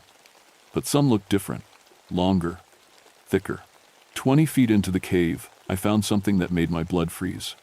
Hanging from a ledge in the rock wall was a collection of objects. A child's doll, faded and torn. A woman's bracelet, tarnished with age. A man's wallet, the leather cracked and brittle. And dozens of other personal items, all old, all arranged with the same careful precision I'd seen at the kill sites. The breathing sound came again, closer this time. I backed toward the cave entrance, keeping my light trained on the tunnel ahead. That's when I saw the eyes. Yellow-green, reflecting my flashlight beam from about 50 feet deeper in the cave. They were too high off the ground to belong to any normal animal, and they watched me with an intelligence that made my hands shake. "Easy?" I whispered, not sure if I was talking to whatever was in there or to myself. The eyes blinked once, slowly, then disappeared. A few seconds later, I heard movement, something large shifting position in the darkness. Then silence. I made it back to my truck in record time and drove straight to Bear Creek. Dave was waiting for me at the ranch, standing over 2 dead calves that had been killed and arranged exactly like the other animals. The rancher, an old man named Pete Whitman, looked like he hadn't slept in days. "Been losing stock for 3 weeks now," Pete told us. "Always the same, clean kills, animals laid out neat as you please. But last night was different." "How so?" Dave asked. Pete pointed toward his farmhouse. "My dog Charlie started barking around midnight. I looked out the window and saw something standing in my pasture. Looked like a woman at first, but she was too tall. And she moved wrong, like she was walking on cat feet." "Could you see her clearly?" I asked. "Clear enough. She had long dark hair and was wearing some kind of dress or robe. But when she turned toward the house," Pete shook his head. "Her face wasn't right. Eyes too big, mouth too wide. And when she smiled, I saw teeth like a cat's." Dave and I exchanged looks. Pete was known for being practical and level-headed. If he said he saw something, he saw something. "What happened then?" I asked. She looked right at me through the window, looked at me and smiled. Then she dropped down on all fours and ran off into the woods faster than anything I've ever seen move. That night, Dave and I set up a surveillance post overlooking the pasture. We had night vision equipment, cameras, and enough coffee to stay awake until dawn. Around 2 a.m., the temperature dropped 20 degrees in the space of 5 minutes. Our breath started fogging, and frost formed on the metal parts of our equipment. "You feel that?" Dave whispered. Before I could answer, our night vision scopes went haywire. The screens filled with static, then cleared to show a heat signature moving across the pasture. But the signature was wrong, too hot and too large, shaped like a human but moving like an animal. Then the cameras stopped working. We sat in the dark, listening to the sound of something moving through the pasture. Slow, deliberate footsteps that seemed to be circling the farmhouse. Every few minutes, the footsteps would stop, and we'd hear a sound like sniffing, something testing the air. When dawn came, we found fresh tracks around the house. The same tracks I'd been following for days. Human feet with claws, sometimes 2-legged, sometimes 4. But this time, there was something new. Pressed into the mud by the kitchen window was a perfect handprint. Human-sized, but with long claw marks extending from each finger. The print was still warm. Word spread fast through the mountain communities. 3 ranches had lost livestock, all to the same impossible predator. People started calling it the Wampus Cat, half joking until they saw the evidence. Then they stopped joking. I spent the next week documenting every kill site, every track, every piece of physical evidence. My scientific training told me there had to be a rational explanation. Large cat, maybe an escaped exotic pet, or a person wearing some kind of clawed footwear, though that didn't explain the heat signature or the supernatural speed. But deep down, I was starting to believe what the Cherokee elders had always said. Something unnatural lived in these mountains. The breakthrough came when I met Joseph Crowfeather, a Cherokee elder who'd grown up on stories about the Wampus Cat. He found me at the ranger station on a Thursday morning, carrying a bundle wrapped in deerskin. "You're the one tracking the cursed woman," he said. It wasn't a question. "I'm tracking a predator that's killing livestock," I replied. Joseph smiled.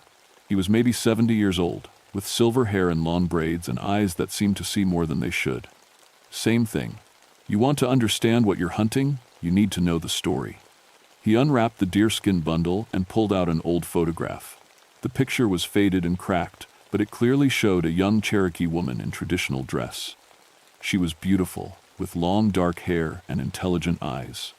Her name was Adsila, Joseph said, means blossom in our language. This picture was taken in 1897, just before she disappeared. Disappeared how? She was caught spying on the sacred men's ceremonies. Women weren't allowed to witness certain rituals. It was forbidden, dangerous to the spiritual balance. When the medicine man found her hiding in the woods, watching secrets she shouldn't see, he was furious. Joseph put the photograph on my desk. The curse was specific. She would become neither fully human nor fully animal, but something in between. Forever hungry, forever hunting, forever alone. She would remember her human life, but be driven by animal instincts she couldn't control. "That's just a story," I said, but my voice lacked conviction. "Is it? You've seen the evidence. Human intelligence planning the kills, animal strength carrying them out. Tracks that change from 2 legs to 4. A creature that understands human behavior but follows predator instincts." I stared at the photograph. The woman in the picture looked sad, like she knew what was coming. "If this is true," I said slowly, "then what we're dealing with isn't just a dangerous animal. It's a person trapped in a nightmare that's lasted almost 80 years. Joseph nodded. "And getting stronger. The longer the curse runs, the more the animal side takes control. She's losing her humanity bit by bit." That night, I couldn't sleep. I kept thinking about Adsila, imagining what it would be like to be trapped between 2 forms, 2 natures. To remember being human, but be driven by instincts you couldn't understand or control. Around 3 a.m., I heard scratching at my cabin door. I grabbed my flashlight and service pistol, moving quietly to the window. In the moonlight, I could see a figure crouched on my front porch. It looked like a woman, but she was positioned wrong, balanced on the balls of her feet like a cat ready to spring. She was scratching symbols into my door with her fingernails. No, not fingernails, claws. Long, curved claws that left deep gouges in the wood. I watched through the window as she worked. Her movements were precise, deliberate, almost artistic. When she finished, she sat back on her heels and looked directly at my window. Even in the moonlight, I could see her eyes glowing with that yellow-green light. She smiled, showing teeth that were too sharp and too long. Then she dropped to all 4s and vanished into the darkness faster than my eye could follow. When morning came, I examined the symbols she'd carved. They weren't random scratches, they were Cherokee. Pictographs, old ones that told a story. Joseph translated them for me later that day. "She's warning you," he said. "The symbols say hunter becomes hunted, and one who seeks becomes one who is found." Meaning what? You've been tracking her for 2 weeks. Now she's tracking you. The attacks escalated after that. Instead of killing livestock every few days, the Wampus Cat started hunting every night. But the kills changed. Instead of the careful, ritualistic arrangements, the animals were torn apart with savage fury. She was losing control, giving in more and more to the animal side of her nature. Dave and I started patrolling together, neither of us willing to go into the deep woods alone. We carried heavy flashlights, radios that worked sporadically in the mountains, and weapons that we hoped we wouldn't need to use. On Saturday night, we were checking a report of strange sounds near Copper Creek when we heard screaming. The sound came from deeper in the forest, human screams mixed with something else, a yowling, cat-like cry that raised the hair on the back of my neck. We ran toward the sound, our flashlight beams dancing through the trees. We found Tom Brennan, a hiker who'd been camping illegally in the closed section of the forest. He was backed up against a massive oak tree, staring at something we couldn't see. His clothes were torn, and he had scratch marks across his chest, but he was alive. "Where is it?" Dave shouted. Tom pointed with a shaking hand toward a rocky outcropping about 50 feet away. "Up there! She's up there watching us!" Our light swept the rocks but found nothing. Then Dave's beam caught a flash of movement, something large dropping from the rocks to disappear into the undergrowth. We got Tom to safety and called for a medical helicopter to evacuate him. While we waited, he told us what had happened. "I was sleeping in my tent when something started circling the campsite. I could hear it breathing, hear claws clicking on the rocks. Then the tent started shaking." "What did you see when you got out?" I asked. "A woman. At least, she started as a woman. Long, dark hair, pale skin, wearing some kind of torn dress. But as I watched, she changed. Her face got longer, her teeth got bigger, her hands turned into claws." Tom grabbed my arm. The worst part was her eyes. They were human eyes, like she was still a person inside. She looked at me, and I could see she was as scared as I was. Like she didn't want to be doing what she was doing. The helicopter took Tom to the hospital in Asheville. Dave and I were left alone in the forest with something that was becoming more dangerous every day. "We need help," Dave said. "This is beyond what 2 rangers can handle." I knew he was right, but I also knew that bringing in a hunting party or wildlife control team would only make things worse. They'd try to kill the Wampus cat, not understanding that she was as much victim as predator. "Give me 1 more week," I said. "Let me try to find another solution." Dave looked at me like I was crazy. Maybe I was, but I couldn't stop thinking about Joseph's words, about a woman trapped for 80 years in a form she never chose. There had to be another way. The next few days passed in a blur of research and planning. I spent hours with Joseph, learning everything I could about the original curse and Cherokee's spiritual traditions. He taught me about the ceremonial sites scattered through the mountains, places where the barrier between the physical and spiritual worlds was thin. "The curse was cast at the sacred grove on Copper Ridge," Joseph explained. "That's where it's strongest, where her human spirit and animal nature are most in conflict. If there's a way to break the curse, it would have to happen there." "How do we break it?" Joseph was quiet for a long time. "The old stories say the only way to free a cursed spirit is through willing sacrifice. Someone has to take her place, accept the burden of the curse to set her free." I felt a chill that had nothing to do with the mountain air. Take her place? Become like her? Not become like her, become her. The curse doesn't create multiple victims, it transfers from one to another. That night, I made my decision. Right or wrong, I couldn't stand by and watch Adsila lose more of her humanity. And I couldn't let innocent people die because I was too afraid to act. I packed light, water, basic supplies, and Joseph's bundle of ceremonial items he'd insisted I take. I left a letter explaining my plan at the ranger station, though I doubted anyone would believe it. The hike to the sacred grove took most of the night. I followed animal trails and dry creek beds, moving as quietly as I could through the ancient forest. The trees seemed to watch my progress, and more than once, I heard something large moving through the brush nearby. She was following me. I could feel her presence like a weight on my shoulders. The sacred grove sat in a natural clearing on the highest point of Copper Ridge. Ancient oaks formed a perfect circle around a flat area where Cherokee ceremonies had been held for generations. Even in the darkness, the place felt different, charged with spiritual energy that made my skin tingle. I set up Joseph's ceremonial items in the center of the grove and waited. I didn't wait long. She emerged from the tree line just as the first light of dawn touched the sky. In the gray morning light, I could see her clearly for the first time. Adsila was still beautiful, but in a terrible way. Her human features were stretched and sharpened, cheekbones too high, jaw too long, eyes too large and bright. Her hair hung to her waist in tangled black waves, and her skin was pale as moonlight. She wore the remnants of a traditional dress, now torn and stained with years of hunting. But it was her hands that showed the curse most clearly. They were still recognizably human, but her fingers had stretched and her nails had become claws as long as my thumb. When she moved, it was with the fluid grace of a predator. But her posture spoke of human intelligence and awareness. She stopped at the edge of the grove, studying me. When she spoke, her voice was rusty from disuse but unmistakably human. "Why are you here?" "To help you," I said.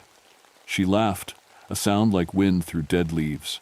"No one can help me. I've been alone too long. The hunger is too strong." Joseph told me about the curse, about what happened to you. Her expression changed, becoming more human for a moment. "Joseph, is he still alive?" "Yes, he remembers you. He wants to help." Tears ran down her cheeks, but her claws dug furrows in the earth. "I've forgotten so much. Sometimes I remember being human, but then the hunger takes over, and She gestured helplessly at her transformed hands. "It doesn't have to be permanent. The curse can be broken. Only by sacrifice. Someone would have to take my place, and I won't let that happen. I've killed enough innocents." I stood up slowly, keeping my hands visible. What if the sacrifice was willing? What if someone chose to help you? Her eyes went wide. "No, you don't understand what you're offering. The curse isn't just about changing form. It's about losing yourself piece by piece. In 20 years, you wouldn't remember being human. In 50 years, you wouldn't remember your name. You'd just be a hungry thing in the woods, killing because you can't stop yourself. But you'd be free. You could rest." Adsila shook her head violently. "I won't be responsible for someone else's suffering." That's when I heard the helicopters. Dave had found my letter. He'd brought a wildlife control team, men with tranquilizer guns and capture equipment. The helicopters circled the grove, and I could hear vehicles approaching through the forest. Adsila's transformation was immediate and terrifying. Her human features sharpened into something purely predatory. Her canine teeth extended into fangs and her claws grew longer. She dropped into a crouch, snarling at the approaching sounds. "They want to capture you," I said. "Put you in a cage or worse." She looked at me with eyes that were more animal than human now. "Then I'll fight." "You don't have to. There's another way." The first of the wildlife control team broke through the tree line, men in protective gear carrying tranquilizer rifles. They saw Adsila and shouted to each other, raising their weapons. I stepped between them and her. "Wait, don't shoot." "Get out of the way, Margaret," Dave yelled from behind the team. "That thing is dangerous. She's not a thing, she's a person." Tilla was fully transformed now, more cat than human. But she wasn't attacking. She was looking at me with an expression of gratitude and terrible sadness. "Thank you," she whispered, her voice distorted by her changed throat, "for seeing me as human." The tranquilizer guns fired. I don't know if it was the spiritual energy of the grove or Adsila's supernatural nature, but the darts had no effect. She moved like liquid shadow, avoiding the capture team and disappearing into the forest faster than their eyes could follow. The search went on for 3 days. They found tracks, scratch marks, signs of her passage, but never caught sight of her again. Eventually, the wildlife control team gave up and went home. Dave found me on the 4th day, sitting by the sacred grove. I'd been waiting, hoping she would come back. "She's gone, isn't she?" he said. "I think so. I think she went deep into the wilderness, away from people. Maybe that's for the best." I nodded, but I felt like I'd failed her. I'd offered to help and ended up making things worse. That night, I found a package on my cabin doorstep. Inside was the old photograph Joseph had shown me, along with a note written in careful handwriting. "Thank you for remembering I was human. I'm going where I can't hurt anyone else. The hunger is too strong now, but I'll fight it as long as I can. Don't blame yourself. Some curses can't be broken, only endured." The livestock attacks stopped after that. For months there were no signs of the Wampus cat anywhere in the region. The ranchers went back to their normal routines, and the tourist season proceeded without incident. But I knew she was still out there. Sometimes, hiking in the deep wilderness, I'd find signs of her presence. A deer kill that was too clean, too precise for any normal predator. Claw marks on trees at heights no animal could reach. And once, camping near a remote stream, I woke to find fresh footprints around my tent, the familiar pattern of human feet with claws. Joseph and I became close friends over the following months. He taught me more about Cherokee traditions and the spiritual ecology of the mountains. Through him, I learned that the Wampus Cat was just one of many supernatural guardians that protected sacred sites throughout Appalachian country. She's become something different than what the curse intended, Joseph explained one evening as we sat by his fire. The hunger is still there, but she's learned to control it. She hunts animals now instead of threatening humans. Is that enough? Is she finding peace? For his life? Joseph stirred the fire with a long stick, sending sparks up into the night sky. Peace? No.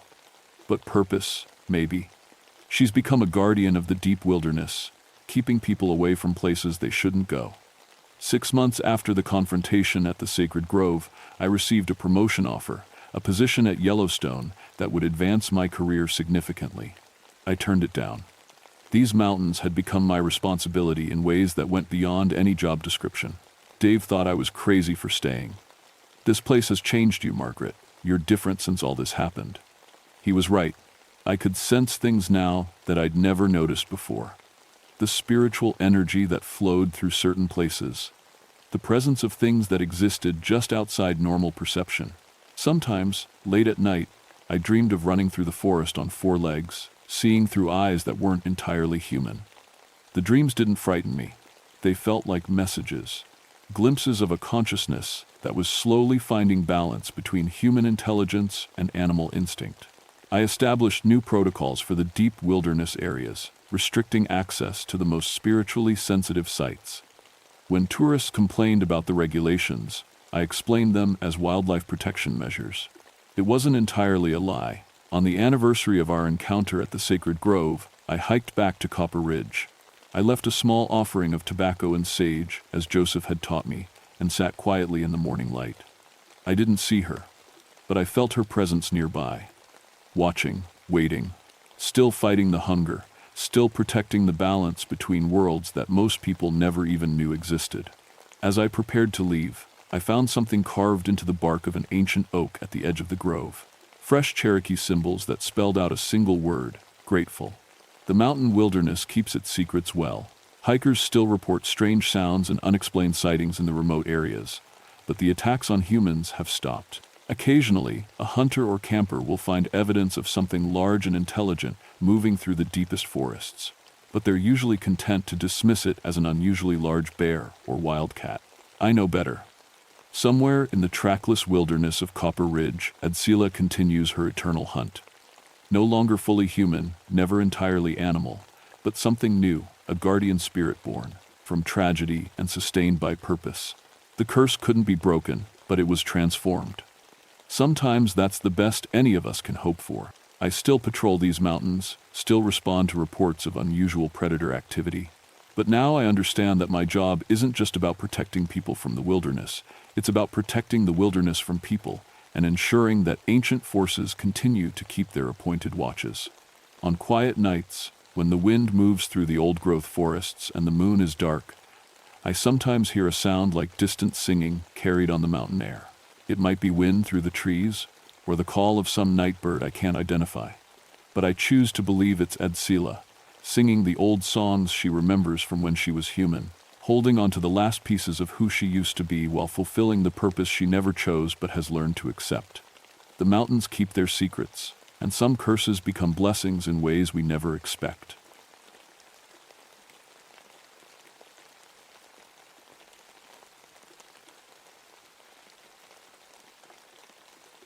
My name is Samuel Hendricks, and I've been a park ranger for 20 years. I thought I'd seen everything the wilderness could throw at me until September of 1999, when something impossible started happening at the land between the lakes. Most people don't know that my beat includes the old Bell family farm site. It's tucked away in a corner of the park where the Tennessee River bends through Kentucky. The government bought the land in the 1960 seconds and turned it into a historical preserve. Nothing much to see now, except some old foundation stones and a small cemetery with weathered headstones. But locals still tell stories about this place. Stories about the Bell Witch. According to the tales, back in 1817, Something evil started tormenting the Bell family. It threw rocks, pulled hair, and spoke in voices that came from thin air. The thing called itself Kate, and it tormented them for 4 years before vanishing. Andrew Jackson himself supposedly came to investigate and left scared. I always figured it was just old frontier nonsense. Isolated farm families, long dark winters, too much moonshine, people's minds play tricks. I've got a master's degree in American history, and I've read every account.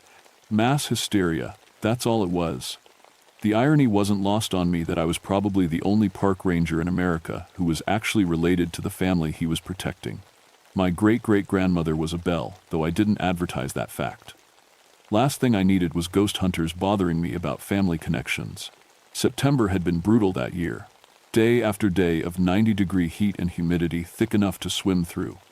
The Weather Service kept promising storms that never came. Everything felt wrong, the air too still, the animals too quiet. Even the insects seemed on edge. I was doing my evening patrol on September 15th when I found the damage. Someone had gotten into the Bell Cemetery and trashed it. Headstones knocked over, graves dug up, trash scattered everywhere. 20 years of keeping vandals away from this place, and someone had finally gotten through. I called it in and started documenting the scene with my camera. Standard procedure, photograph everything before you touch anything. But as I worked, something bothered me. The damage looked random, but it wasn't. Whoever did this knew exactly which graves belonged to the original Bell family. They'd targeted those specific stones while leaving the newer burials alone. By the time I finished the initial documentation, the sun had set. I decided to start cleanup in the morning when I'd have better light. As I walked back to my truck, I heard something that made me stop. A woman's voice, clear as day, calling my name, Samuel. I turned around, flashlight in hand, scanning the cemetery. Nobody there. The voice had come from the direction of the Bell family plot, but my light showed only knocked-over headstones and disturbed earth. "Hello?" I called out. "This is a restricted area. You need to leave." Silence. Even the night insects had gone quiet. I checked my radio. Static. Cell phone showed no signal, which wasn't unusual in this part of the valley. I was on my own until morning. The smart thing would have been to leave and come back with backup, but I'd been protecting this place for 2 decades. Some punk kids weren't going to scare me off with voice tricks and hidden speakers. I set up my camping chair near the truck and settled in for a long night. Whatever was going on, I was going to get to the bottom of it. That's when the temperature dropped 20 degrees in the space of a minute. I've spent enough time outdoors to know when weather changes naturally and when something else is happening. This wasn't natural. The cold came from the ground up, like the earth itself was exhaling ice. My breath started fogging, even though it had been 90 degrees an hour earlier. The thermometer in my truck read 45 degrees. In September, in Tennessee, I grabbed my heavy jacket from the truck and tried to make sense of what I was seeing. Cold fronts don't work that way. They don't drop straight down in a perfect circle around a cemetery while leaving the rest of the area untouched. My radio crackled to life. "Samuel, can you hear me?" The voice was female, older, with an accent I couldn't place. Not quite southern, but something from an earlier time. "This is Ranger Hendricks. Identify yourself and state your location." "Oh, I'm right here, Samuel. I've been waiting for you."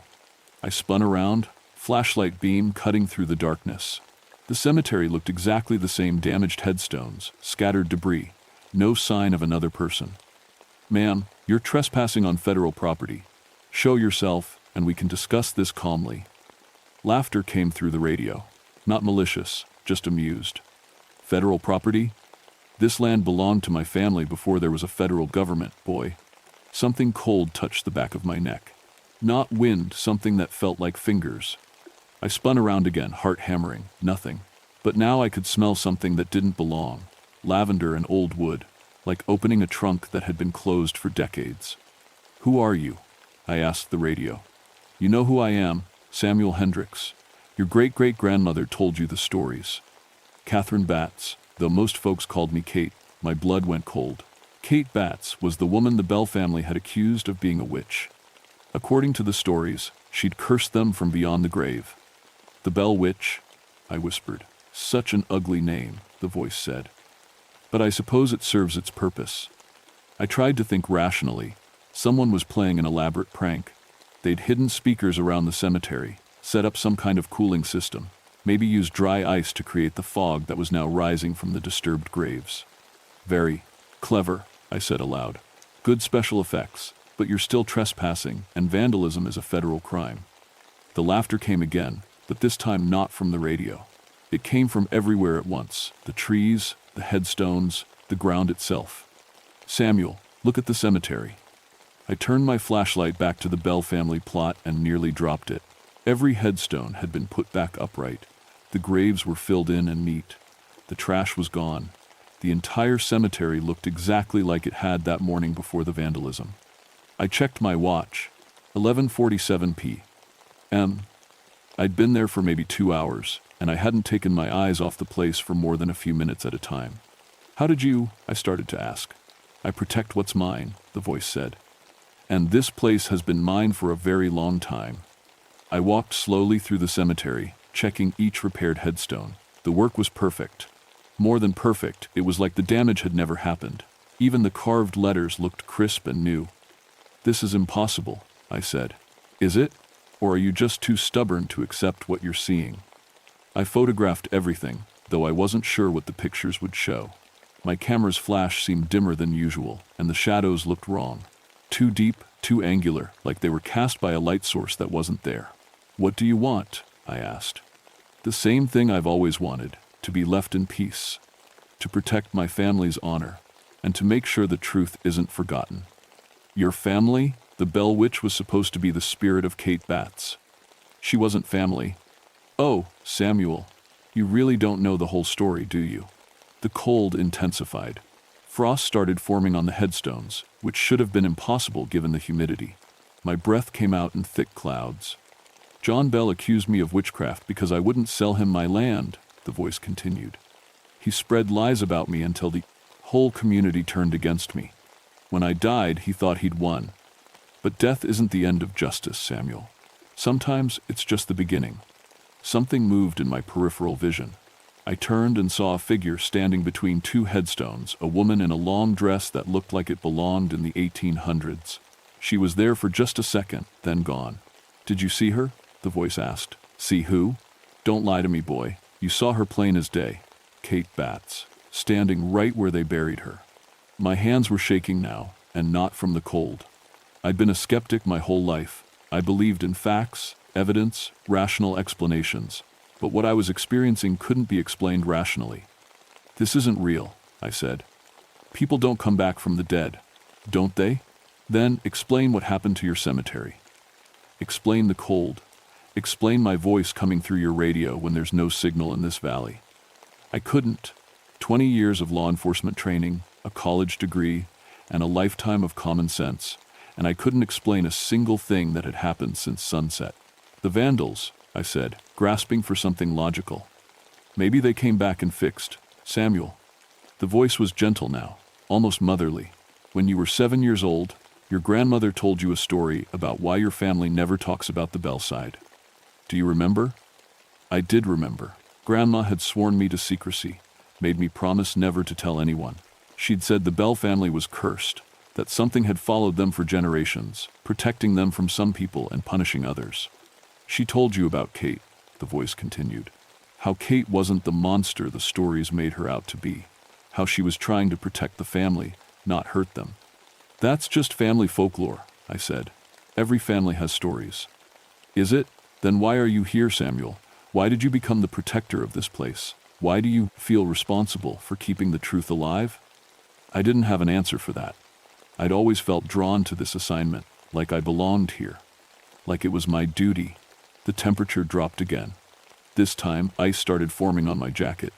Someone's coming, the voice said. Someone who wants to hurt this place. You need to decide, Samuel. Are you going to help me protect it, or are you going to let them destroy everything we've worked to preserve? Who's coming? But the voice was gone. The cold lifted, as suddenly as it had arrived. My thermometer shot back up to 85 degrees in a matter of seconds. I was alone in the cemetery with my thoughts, and a growing certainty that my nice, rational world was about to get turned upside down. In the distance, I could hear vehicles approaching. Multiple engines, getting closer. 3 black SUVs pulled into the parking area at 2 a.m. Government plates, tinted windows, the kind of convoy that meant serious federal business. I stayed in the shadows near the cemetery and watched 6 people in dark suits climb out. They moved with military precision, setting up equipment I didn't recognize. The lead figure approached my truck with a confident stride. Tall, thin, wearing glasses that reflected my flashlight beam. Ranger Hendricks, Agent Sarah Chen, Department of Interior, Office of Special Investigations. We need to talk. Office of Special Investigations? In 20 years of Park Service, I'd never heard of that division. It's pretty late for a federal inspection, I said, walking out to meet them. What's this about? We received reports of unusual electromagnetic activity in this area. Multiple agencies detected anomalous readings originating from these coordinates. She gestured toward the cemetery. We need to secure the site and conduct measurements. I watched her team setting up what looked like scientific equipment, digital sensors, cameras with special lenses, devices that hummed and blinked with colored lights. Electromagnetic activity? From a cemetery? Natural phenomena can create unusual readings, Agent Chen said smoothly. Underground mineral deposits, water table fluctuations, that sort of thing. We just need to rule out environmental hazards. It sounded reasonable, professional. Exactly the kind of explanation I would have accepted that morning. But something felt wrong about these people. They moved too efficiently, knew exactly where to place their equipment, acted like they'd done this before. Have you experienced anything unusual tonight? Chen asked. Temperature changes, equipment malfunctions, unusual sounds? I hesitated. Part of me wanted to tell her everything, the voice, the cold, the cemetery repairing itself. But another part, a part that had been listening to grandmother's stories for 40 years, warned me to stay quiet.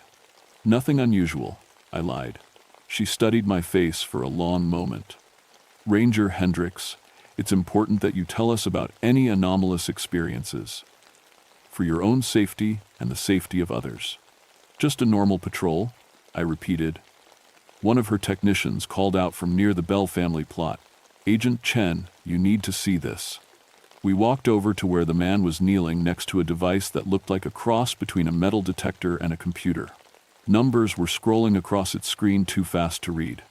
Massive electromagnetic disturbance, he said, centered on this specific gravesite. The readings are off the charts. Chen crouched down and examined the readout. How long has this been active? Based on the residual patterns, I'd say it started approximately 4 hours ago. Whatever happened here was significant. 4 hours ago, right around the time I discovered the vandalism.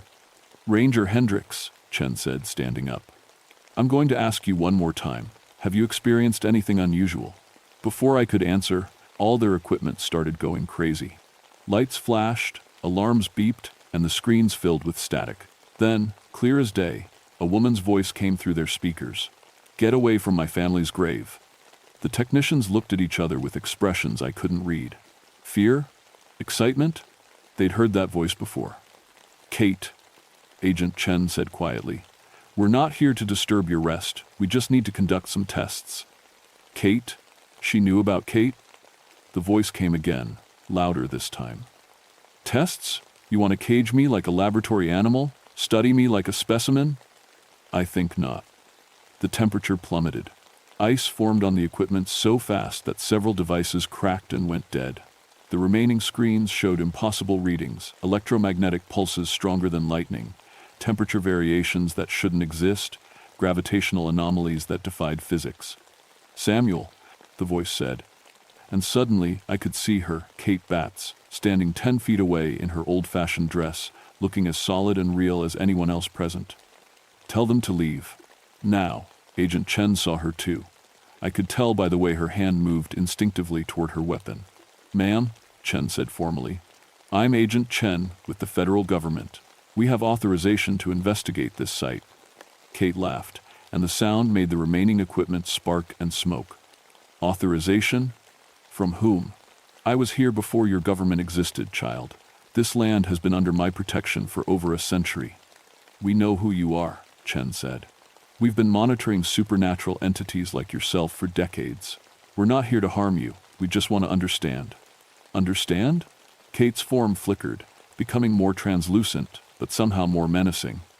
You want to understand how to control me, how to weaponize me, how to use my abilities for your government's purposes. The wind picked up from nowhere, whipping through the people cemetery with enough force to knock over the remaining equipment. The temperature kept dropping until our breath came out in thick clouds. Samuel, Kate said, turning to me. These people have been hunting spirits like me for 50 years. They capture us, experiment on us, try to turn us into tools. That's why the vandalism happened tonight. They sent those men to disturb my rest, to force me to manifest so they could track me. I looked at Agent Chen, whose professional composure was cracking. Is that true? Ranger Hendricks, you need to understand. Is it true? I demanded. Chen sighed. Supernatural entities pose potential national security risks. Our job is to assess and contain those risks. Contain, Kate said. Such a nice word for imprisonment. The wind intensified. Trees creaked and swayed. In the distance, I could hear something that sounded like voices, multiple voices, all talking at once in languages I didn't recognize. Samuel, Kate said, you have a choice to make.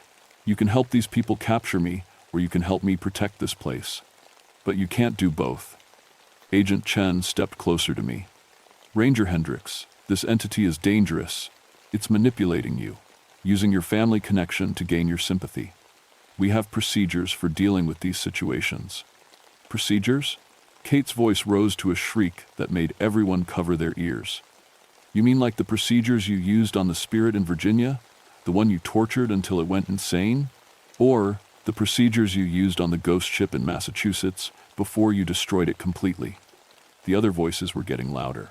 I realized they were coming from the cemetery itself. Other spirits, other ghosts that Kate was somehow calling up. You're not the only one they've hunted, Samuel, Kate said. But I'm the first one who's fought back successfully.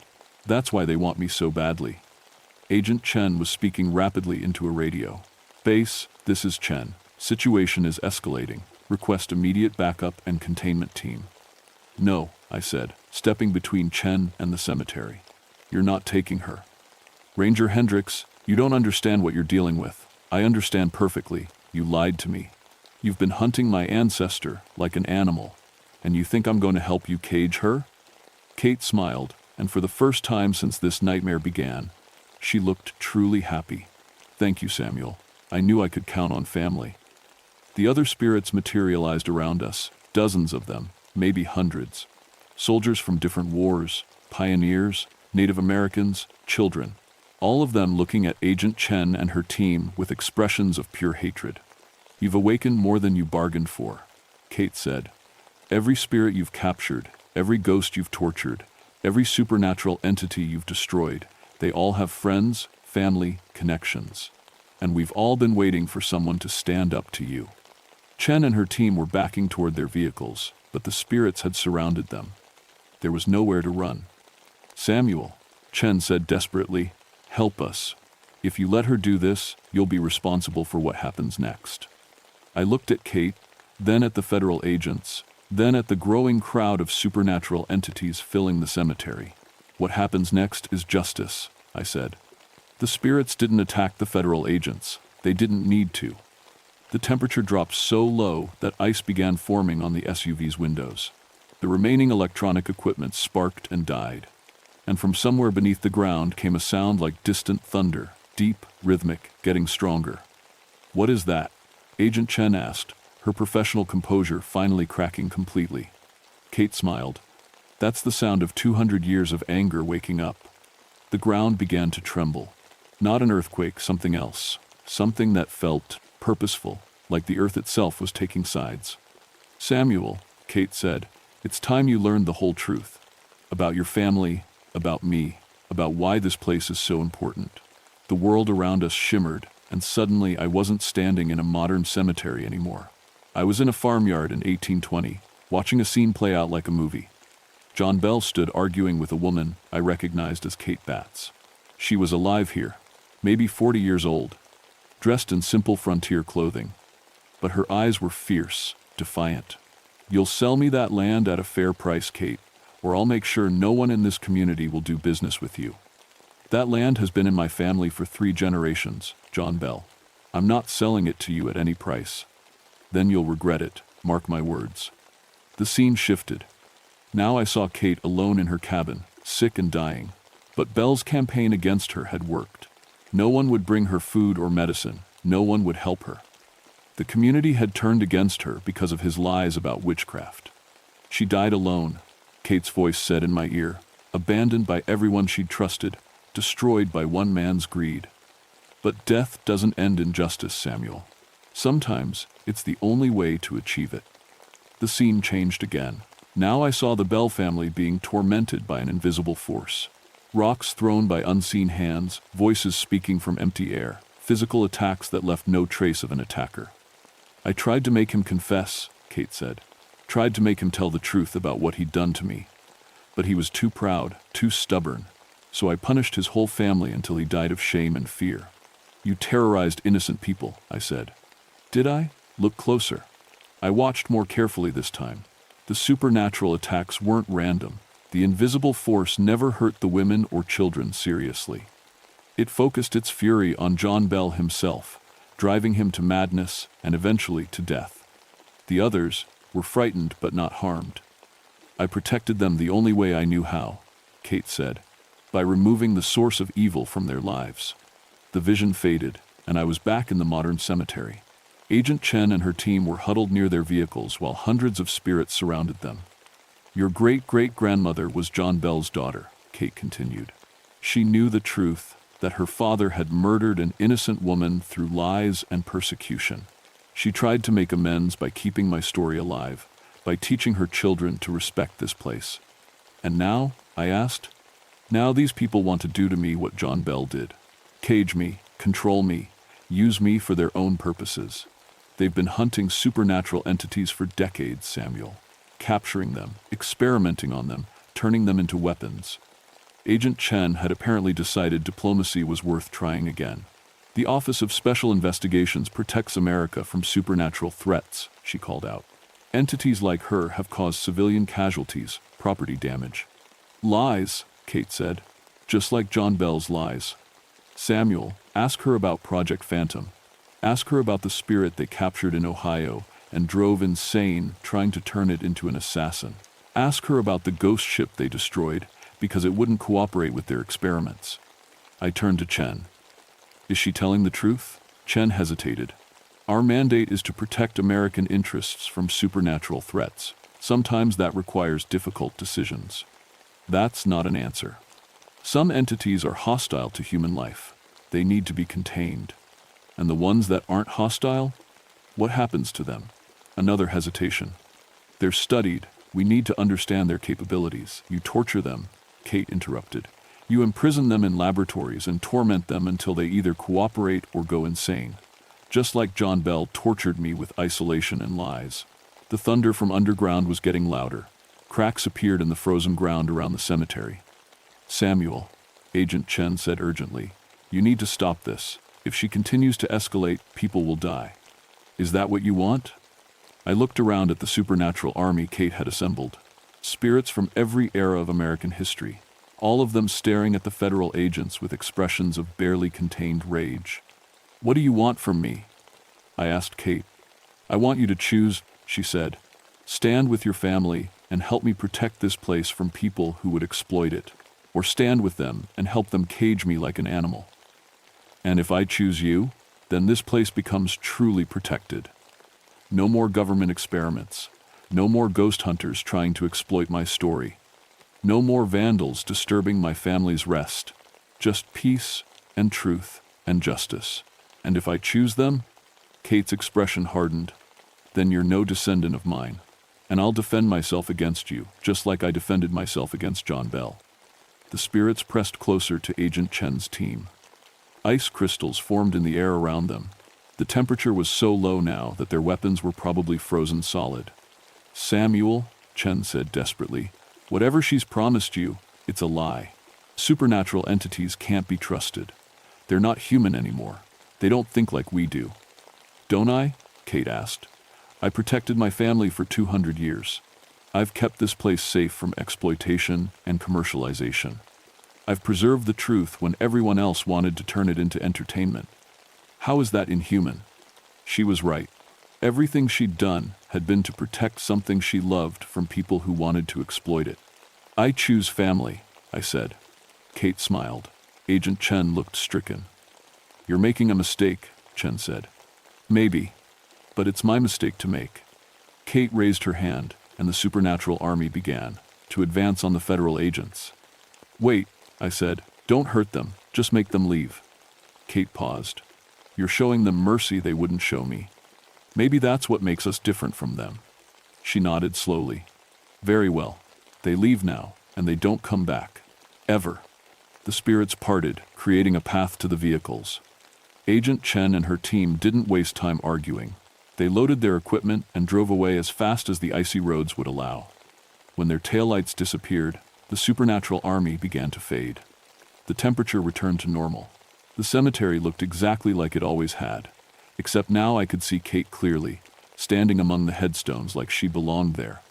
Thank you, she said. What happens now? Now we do what we've always done. We protect this place. We keep the truth alive, and we make sure the past isn't forgotten or exploited. Together? Together. Family takes care of family, Samuel. That's what I've been trying to teach you. That was 3 months ago. Officially, the incident never happened. The Office of Special Investigations doesn't exist in any public records, and Agent Chen's team never filed a report about supernatural encounters in Kentucky. But things changed at the Land Between the Lakes.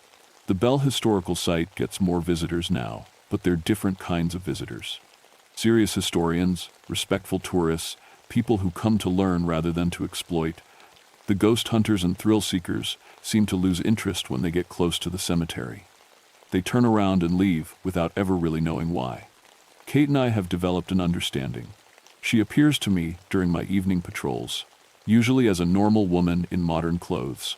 We talk about maintaining the site, about preserving the real history, about the responsibility that comes with protecting something important. She tells me stories about the other spirits she's in contact with supernatural entities across the country who've been hunted by government agencies, exploited by paranormal investigators, or simply forgotten by a world that's moved on without them. There's a whole hidden community of ghosts and spirits, and they're organizing. They're tired of being treated like monsters or curiosities. The Bell Witch, it turns out, isn't just a local legend. She's become something like a supernatural civil rights leader.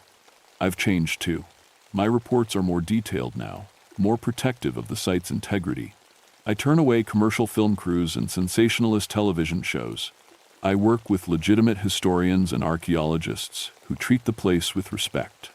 And sometimes, late at night, I hear other voices. Not just Kate's, but dozens of others. Spirits who've been drawn to this place because it's become a refuge. A sanctuary where the supernatural can exist without being hunted or exploited. The government hasn't come back. I think Kate made her point clearly enough that they're looking for easier targets. But I know they're still out there, still hunting other entities who don't have the strength or knowledge to fight back. Kate says that's going to change. She's building a network, creating connections between isolated spirits, teaching them how to protect themselves and their territories. The Bell Witch isn't just haunting one family's farm anymore. She's become the protector of everyone who's caught between the world of the living and the world of the dead. My grandmother was right about the family curse. There is something that follows the Bell descendants. But it's not a curse, it's a responsibility. We're the guardians, the bridge between the worlds, the ones who make sure the past isn't forgotten or exploited. I still patrol the same territory, still file the same reports, still maintain the same historical sites. But now I know I'm not alone.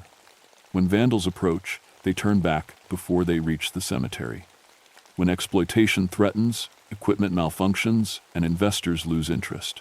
When the truth is in danger of being forgotten, people find themselves drawn to learn the real story. The Bell Witch is real. She's been real for 200 years, and she's not the monster the stories made her out to be. She's family, and family takes care of family. Even if some of the family happens to be dead.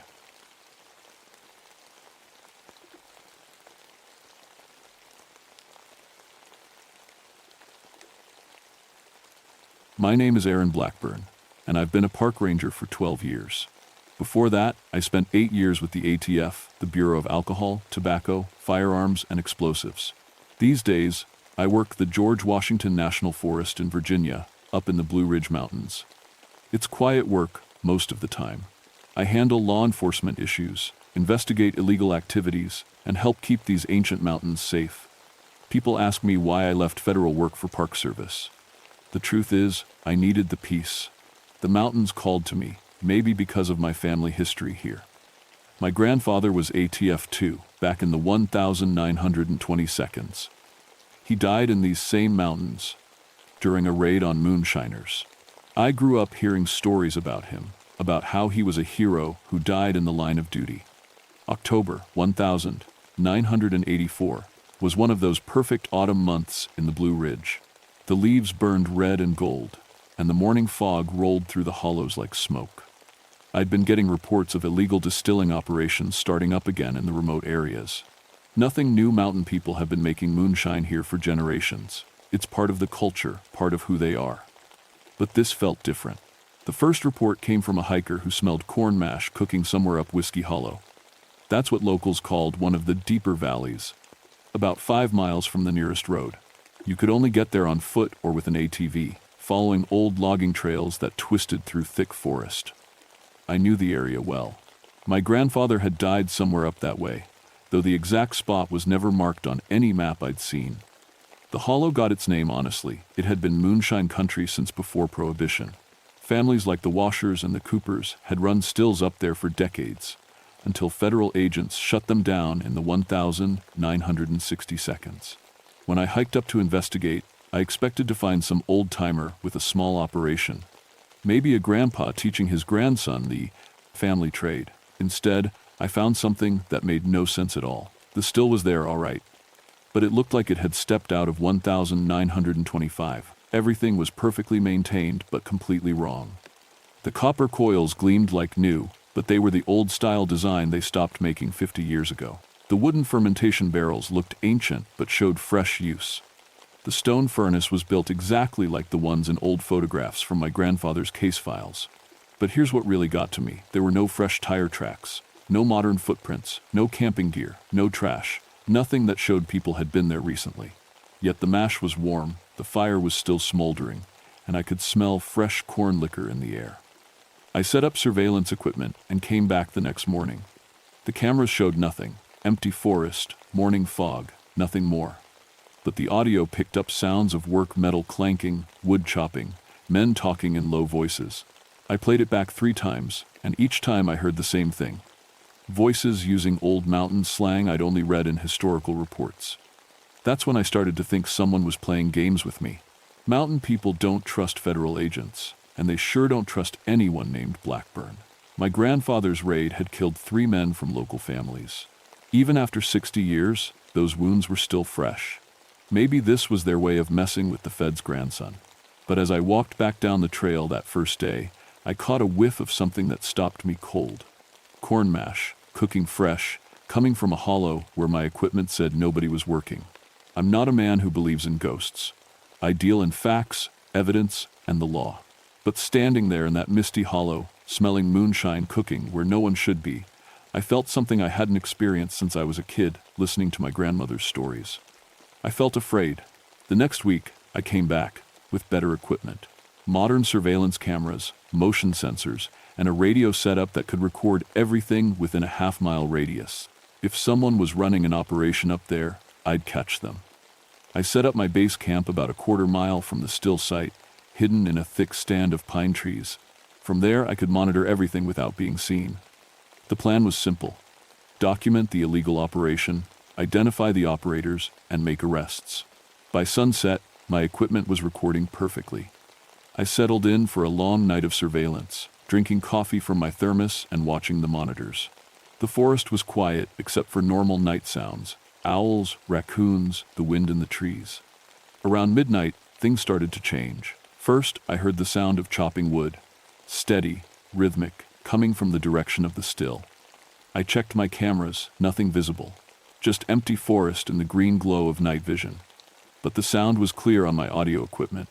Then I smelled smoke. Wood smoke, with that distinctive smell of a hardwood fire. the kind you'd use for heating a still. I grabbed my binoculars and moved closer, staying in the tree line. What I saw made me question my own eyes. There was a fire burning in the stone furnace, casting dancing shadows across the still. But I couldn't see who had lit it.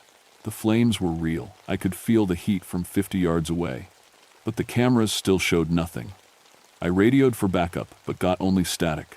My radio worked fine earlier, but now it was picking up voices speaking in that same old-fashioned mountain dialect. They were talking about the federal man's boy and keeping the operation running. That's when I realized they were talking about me. I moved closer, staying in the shadows. The still was working. I could hear the bubble and hiss of boiling mash, the drip of fresh liquor into collection jars. The whole operation was running at full capacity. But I couldn't see a single person. Then, in the corner of my vision, I caught movement. An old man in work clothes was standing by the still, checking the temperature. He wore suspenders and a felt hat, clothes that looked like they came from my grandfather's era. For just a second, he looked solid and real as anyone. Then he turned toward me, and I saw his face clearly in the firelight. Half of it was missing. A shotgun blast had taken away his left eye and cheek, leaving raw bone gleaming in the darkness. I stumbled backward, knocking over my own tripod. When I looked again, he was gone. The fire was out. The still was cold and silent. But in my headphones, I could hear him laughing. I packed up my equipment and hiked out that night, telling myself it was a hallucination. Stress, too much coffee, tricks of light and shadow. But I knew what I'd seen. And I knew that laugh I'd heard it before, in old family stories. The next morning, I drove to the county library and pulled out historical records about moonshine operations in the area. What I found made my blood run cold. There had been a raid in Whiskey Hollow in October 1924. 3 moonshiners were killed. Ezra Cooper, his son Thomas, and their partner, James Washer. The ATF agent leading the raid was my grandfather, Samuel Blackburn. The photograph in the newspaper showed the aftermath. 3 bodies covered with sheets, a destroyed still, and my grandfather standing grimly in the background. One of the bodies was described as having severe facial trauma from defensive gunfire. Ezra Cooper, the man I'd seen by the still. According to the article, the moonshiners had been shot while trying to surrender. Local families claimed it was murder, that the federal agents had planted evidence and used excessive force. But the official report said the moonshiners had fired first. I stared at my grandfather's face in that old photograph. He looked sick, like a man who'd done something he couldn't live with. That afternoon, I called my grandmother, the only family member still alive who remembered those times. "Gran," I said, "tell me the truth about Grandpa's raid in Whiskey Hollow." There was a long silence on the phone. "Aaron," she finally said, "some stones are better left unturned. Your grandfather carried that burden until the day he died." "What burden?" "The burden of knowing what really happened up there, and knowing he couldn't fix it." She hung up before I could ask more questions. That night, I couldn't sleep. I kept thinking about the man with half a face, standing by a still that shouldn't exist, making moonshine with hands that should have been bones 60 years ago. And I kept hearing that laugh in my mind, echoing through the mountains like a promise of things to come. I should have reported what I'd seen and requested a transfer. Any reasonable person would have, but I couldn't let it go. Maybe it was family pride, or maybe I needed to prove I wasn't losing my mind. Either way, I went back. This time, I came prepared for anything. I brought camping gear, enough food for 3 days, and every piece of recording equipment I could get my hands on. If something supernatural was happening in Whiskey Hollow, I was going to document it. I set up camp in a different location, closer to the still but with better cover. For 2 days, nothing happened. Normal forest sounds, normal readings on all my equipment. I started to think I'd imagined the whole thing. Then, on the 3rd night, they came back. It started with the smell of cooking mash drifting through the trees. Then the sound of men working, chopping wood, hauling water, tending the fire. This time, I was ready. I had multiple cameras positioned around the still site, all recording. But what they captured defied everything I thought I knew about reality. The men appeared gradually, like morning fog taking shape. First, just shadows, moving in the firelight, then clear figures in old-fashioned clothes. There were 3 of them, an older man with a full beard, a younger man who looked like his son, and a 3rd man with a limp. Ezra Cooper, Thomas Cooper, and James Washer. The three moonshiners my grandfather had killed. They worked with the easy efficiency of men who'd done this job 1,000 times. The older man, Ezra, directed the operation, while his son hauled water from a nearby spring. The third man, James, tended the fire and checked the temperature. They were solid, real, casting shadows and moving objects. But my modern equipment couldn't see them. The cameras recorded empty forest while my eyes watched dead men making moonshine. I spent hours observing them, taking notes by hand since my cameras were useless. They followed a strict routine, working through the night and disappearing before dawn. Their conversation was casual, normal, discussing the quality of the corn, the purity of the spring water, family news from 60 years ago. Then Ezra looked directly at me. "Federal man's watching us again," he said to his companions, never taking his eyes off my hiding place.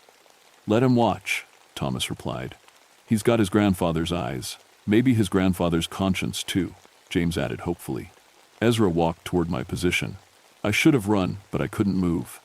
He stopped 10 feet away, and I could see the shotgun damage to his face clearly. Bone and sinew where skin should be, his left eye a dark socket. "You Samuel Blackburn's boy?" he asked. "His grandson," I managed to say. "Good. We've been waiting for you to come home." "I'm not home. I'm investigating an illegal distillation operation." Ezra laughed, that same laugh I'd heard on my recordings. "Son, we've been running this still for 60 years, waiting for a Blackburn to come back and set things right. Your grandfather knew the truth. Now it's your turn to learn it." He gestured toward the still, where Thomas and James continued working. "This here's our life's work, our family business. We never hurt nobody, never sold to children, never caused trouble in town. We just made good liquor for good people. You were breaking federal law." "Federal law?" Ezra spat on the ground. "Federal law said we couldn't make our family's livelihood. Federal law said we couldn't follow the trade our daddies taught us. Federal law brought armed men to our home to kill us for making corn liquor. My grandfather was doing his job. Your grandfather was following orders from corrupt men who wanted our land for logging. Rights. They needed us gone, so they made us criminals." I felt my world tilting. "That's not what the reports said. Reports lie, boy. Dead men don't."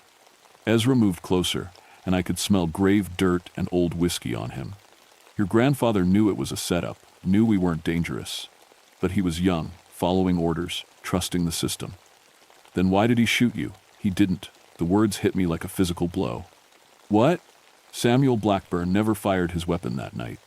It was the other agent's men who'd been paid by the logging company. Your grandfather tried to stop it, tried to arrest us peaceful-like. When the shooting started, he was the one who called for help. Tried to save us." Thomas looked up from the still. "Last thing I saw was your grandfather kneeling beside me, pressing his hands against my chest, trying to stop the bleeding, crying like a baby. He carried that guilt his whole life," James added. "Died knowing he couldn't tell the truth without destroying his career and his family." "But he could have spoken up," I protested. "He could have exposed the corruption." Ezra nodded sadly. "He tried. That's why he died young. Car accident on a mountain road. Same year he started asking questions about our case. The implication hung in the air like smoke from their fire." "So, what do you want from me?" I asked. "Same thing we wanted from him," Ezra said. "Justice, truth, a chance to rest peaceful." "How can I give you that? You're dead. The case is closed." "Cases can be reopened. Truth can be told. A man's grandson can finish what his grandfather started." They were fading now, becoming translucent in the firelight. The still continued operating, but I could see through the men to the trees behind them. "Find the real evidence," Ezra called as he disappeared. "Your grandfather hid it, waiting for the right time. Find it and set us all free." Then they were gone. The fire went out, the still fell silent. But the smell of moonshine lingered in the air, and I knew my life had just changed forever. I didn't sleep for the rest of that night. When dawn came, I hiked out of the hollow with my mind racing. If the ghosts were telling the truth, and I was starting to believe they were, then my grandfather had hidden evidence of federal corruption somewhere. The question was where. I drove to my grandmother's house in Staunton, arriving before she'd finished her morning coffee. She took one look at my face and knew something had changed. "You saw them, didn't you?" she said quietly. You knew? Your grandfather told me everything before he died, made me promise to keep it secret until someone in the family was ready to hear it. She led me to her attic and opened an old trunk I'd seen 100 times but never been allowed to explore. Inside were my grandfather's personal effects from his ATF years badges, photographs, and a locked metal box. He said if anyone came asking the right questions, I should give them this. The box was heavy, filled with documents, photographs, and what looked like audio recordings on old wire spools. My grandmother had no way to play them, but I recognized the format from my federal training. There's something else, she said, pulling. About a letter addressed to my grandson, if he proves worthy. My hands shook as I opened it. Aaron, ***. If you're reading this, then you've met the Cooper family and James Washer. I've carried their deaths on my conscience for 40 years, and I pray you're the one who can give them peace. ***. The raid on Whiskey Hollow was ordered by Deputy Director Morrison, who was taking bribes from Consolidated Lumber Company. They wanted the Cooper land for logging rights, but the family wouldn't sell. Making them federal criminals was easier than legal purchase. ***. I was ordered to arrest them, but Morrison's men had orders to shoot. When I realized what was happening, I tried to stop it. The evidence in this box proves the conspiracy recorded conversations, financial records, Morrison's written orders. ***. I tried to expose it in 1925, but Morrison threatened our family. He promised your grandmother would have an accident if I spoke up. I chose to protect the living over justice for the dead. ***. I was wrong. ***. The recording device in this box contains Morrison's confession, recorded without his knowledge. Use it to clear the Cooper name and expose the truth. Give those good men the peace they deserve. ***. Your loving grandfather, Samuel Blackburn Times. I spent the next 3 hours going through the evidence. It was all their financial records showing payments from the lumber company to federal agents, correspondence between Morrison and Consolidated Lumber, and most damning of all, a wire recording of Morrison admitting the whole scheme. But as I prepared to contact federal authorities, my phone rang. Aaron Blackburn? The voice was official, clipped. Yes. This is Deputy Director Harrison, ATF. We understand you've been investigating unauthorized activities in the George Washington National Forest. Yes, sir. Illegal distillation. We're taking over the case. You're to cease all investigation immediately and turn over any evidence you've collected. Sir, I don't think you understand what I've found. Mr. Blackburn, this is not a request. Report to the regional office tomorrow morning with all materials. This case is now classified. The line went dead. That night, I returned to Whiskey Hollow with my grandfather's evidence box. I had to warn the spirits, had to tell them what was happening. The federal government was trying to bury the truth again, just like they had 60 years ago. I found them waiting for me, all three standing around their still like they knew I was coming. They're shutting down the investigation, I told them. Same as before. Ezra nodded grimly. Some things never change. Morrison's dead, but his kind ain't. What do I do? If I turn over the evidence, they'll destroy it. Then don't turn it over, Thomas said simply. I'll lose my job, maybe face federal charges. Your grandfather faced the same choice, James pointed out. He chose wrong. What will you choose?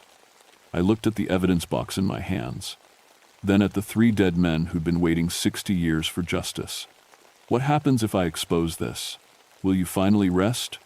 We'll rest when the truth is told and our names are cleared. Ezra said, when the world knows we died as honest men, not criminals.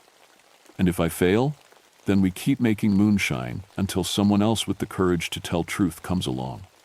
I thought about my grandfather, carrying this guilt his whole life.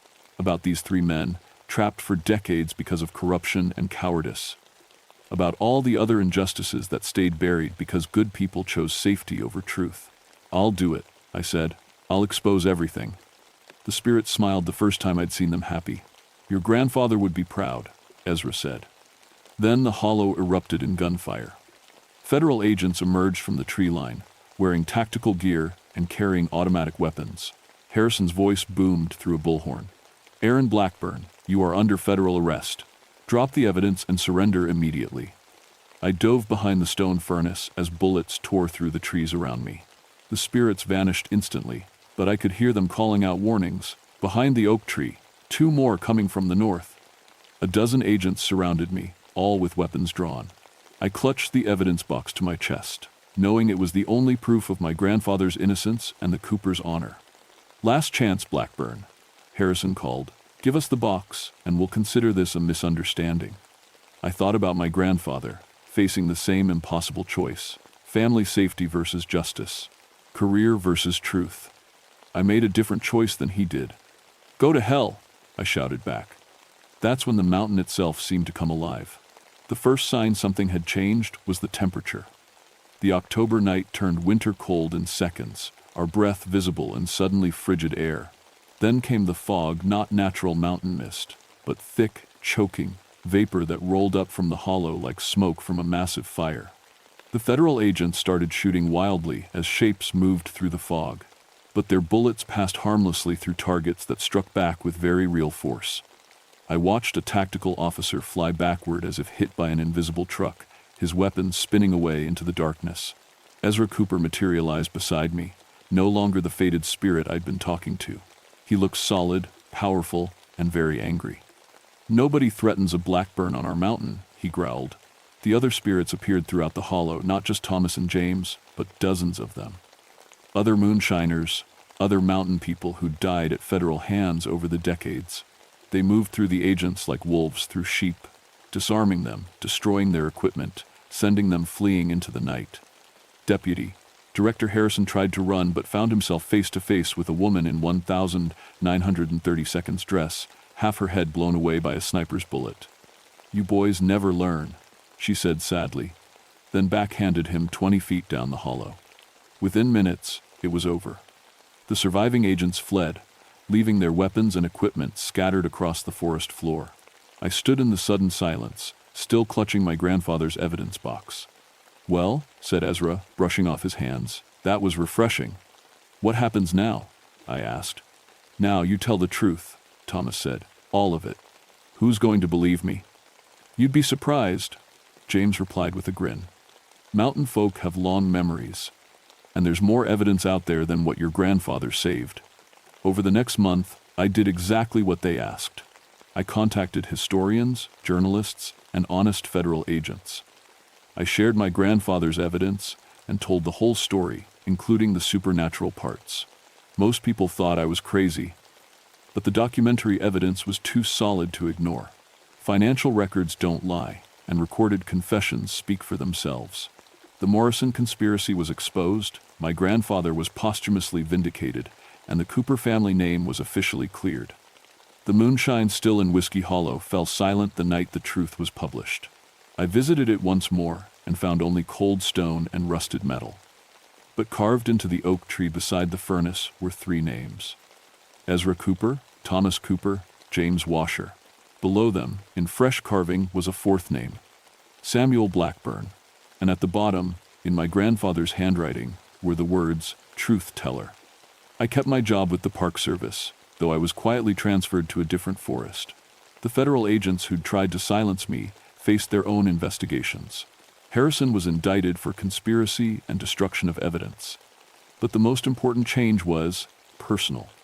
I'd learned that some things are worth more than career safety, things like truth, justice, and family honor. My grandfather had tried to teach me that lesson from beyond the grave, using 3 stubborn mountain spirits who refused to let injustice rest. These days, when I patrol my new forest, I pay attention to old stories and local folklore. I've learned that sometimes the dead really do speak, and they usually have something important to say. And sometimes, late at night when the fog rolls through the mountains, I catch the faint smell of corn mash cooking somewhere in the distance. It doesn't worry me anymore.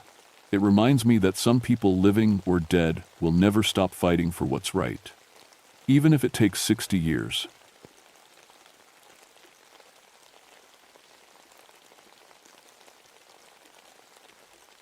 My name is Ezra Mullins, and I've been a park ranger for 16 years. I work in the Daniel Boone National Forest in Kentucky, specifically the Red River Gorge section. Most folks know me for cave rescue work, I've pulled 47 people out of underground situations they had no business getting into. I grew up in these mountains. My great-grandmother used to tell stories about something she called the hollow folk, people who lived in places that weren't quite here and weren't quite there. She'd warn me to stay away from certain caves, especially the ones that felt too warm or too cold. I figured they were just old mountain tales meant to keep kids from wandering into dangerous places. 3 years ago, my wife Sarah died in a car accident on Highway 27. Our son Jake went to live with my parents while I tried to put the pieces back together. Work became everything to me. Cave rescue gave me purpose. Bringing people home safely when I couldn't bring Sarah home. It was October 1983. One of those weird, warm spells we sometimes get before winter hits hard. 3 college kids from the University of Kentucky had gone missing in a restricted area near Chimney Top Rock. Geology students, the report said. They were supposed to be mapping a new cave system for some research project. Their names were Jennifer Walsh, Mark Stevens, and David Park. All seniors, all experienced cavers. They'd filed a proper route plan and carried emergency beacons. Everything by the book. That's what worried me. Experienced people don't just vanish when they follow protocol. My partner, Cole Davidson, and I got the call on a Tuesday morning. Cole was younger than me, only been on the job 3 years, but he was good underground. Steady hands, didn't panic. We'd worked together on plenty of rescues. The drive to their last known location took 2 hours on increasingly rough roads. The final 8 miles were hiking trails that wound through thick hardwood forest. October leaves crunched under our boots, and the air smelled like wood smoke and dying leaves. We found their camp about noon. That's when I knew something was wrong. Everything was too neat. The tents were set up in a perfect triangle. Sleeping bags laid out flat and smooth. Campfire built but never lit, with kindling arranged like someone was planning a magazine photo. All their expensive caving equipment, ropes, lights, measuring tools, sat in careful piles. But their personal stuff was gone. Wallets, IDs, phones, keys. Even their water bottles were missing, but they'd left behind $1,000 worth of gear. Maybe they went exploring and someone robbed the camp, Cole suggested. I shook my head. Who hikes 8 miles to steal water bottles and leaves behind equipment worth more than most people's cars? The cave entrance was about 100 yards from their camp, hidden behind a wall of rhododendron bushes. The moment we got close, I felt it. Temperature dropped at least 20 degrees. My breath started fogging, even though it was warm everywhere else. Cole noticed it too. That's not normal, is it? I'd been in hundreds of caves. Cold air flows out of most of them, but this felt different. This felt like winter in July, like something was pulling all the warmth out of the world. We called into the cave, following standard procedure. Our voices echoed back strangely, like the sound was bending around corners that shouldn't exist. I tried the radio to report our position, but instead of static, I heard something that sounded almost like music. Faint, far away, but definitely music. Equipment malfunction, I told Cole, but my gut said otherwise. We checked our gear and started into the cave. The entrance was bigger than I'd expected, about 8 feet high and wide enough for 3 people to walk side by side. The walls were limestone, normal for this area, but there were marks carved into the rock, not recent. Scratches from climbing gear, old marks, worn smooth by time. 50 feet in, I found the first thing that made my skin crawl. Candle wax. Fresh candle wax dripped on the cave floor, still soft to the touch. The college kids had LED lights, not candles. And the wax looked old-fashioned, like the thick white candles my grandmother used to make. Ezra? Cole called from ahead. You need to see this. He was standing next to a pile of stones that definitely hadn't fallen naturally. Someone had stacked them carefully, like a trail marker. Beyond that, carved into the cave wall, was a symbol I didn't recognize. It looked a little like Cherokee writing, but not quite. The lines were too flowing, too organic. We kept following the main passage. Every 50 feet or so, we found another stack of stones, another symbol. Whoever made them knew these caves well, better than our maps showed. That's when we found Jennifer. She was sitting upright against the cave wall, about 400 feet from the entrance.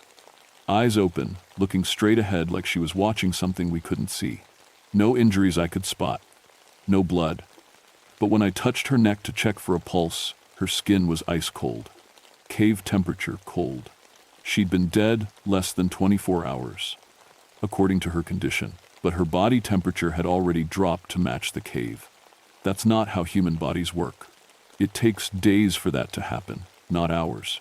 Cole was getting nervous. I could hear it in his breathing, see it in how he kept checking over his shoulder. "We should get help," he said. "Bring a full team." Part of me agreed. But Mark and David were still missing somewhere in this mountain, and I'd never left people behind before. Even if Jennifer was beyond help, those boys might not be. I just didn't know yet that some people have been beyond help for a very long time. We radioed for a recovery team for Jennifer and kept going deeper. The cave system was bigger than our maps showed, with passages branching off in directions that didn't match the geological surveys. My compass started acting strange, pointing toward the deepest part of the cave, no matter which way I turned. "Magnetic interference," I told Cole, but I'd never seen anything like it. We found Mark Stevens 800 feet deeper, in exactly the same position as Jennifer. Sitting upright, eyes open, stone cold. No signs of violence or struggle. It was like they'd just decided to sit down and die. But people don't do that.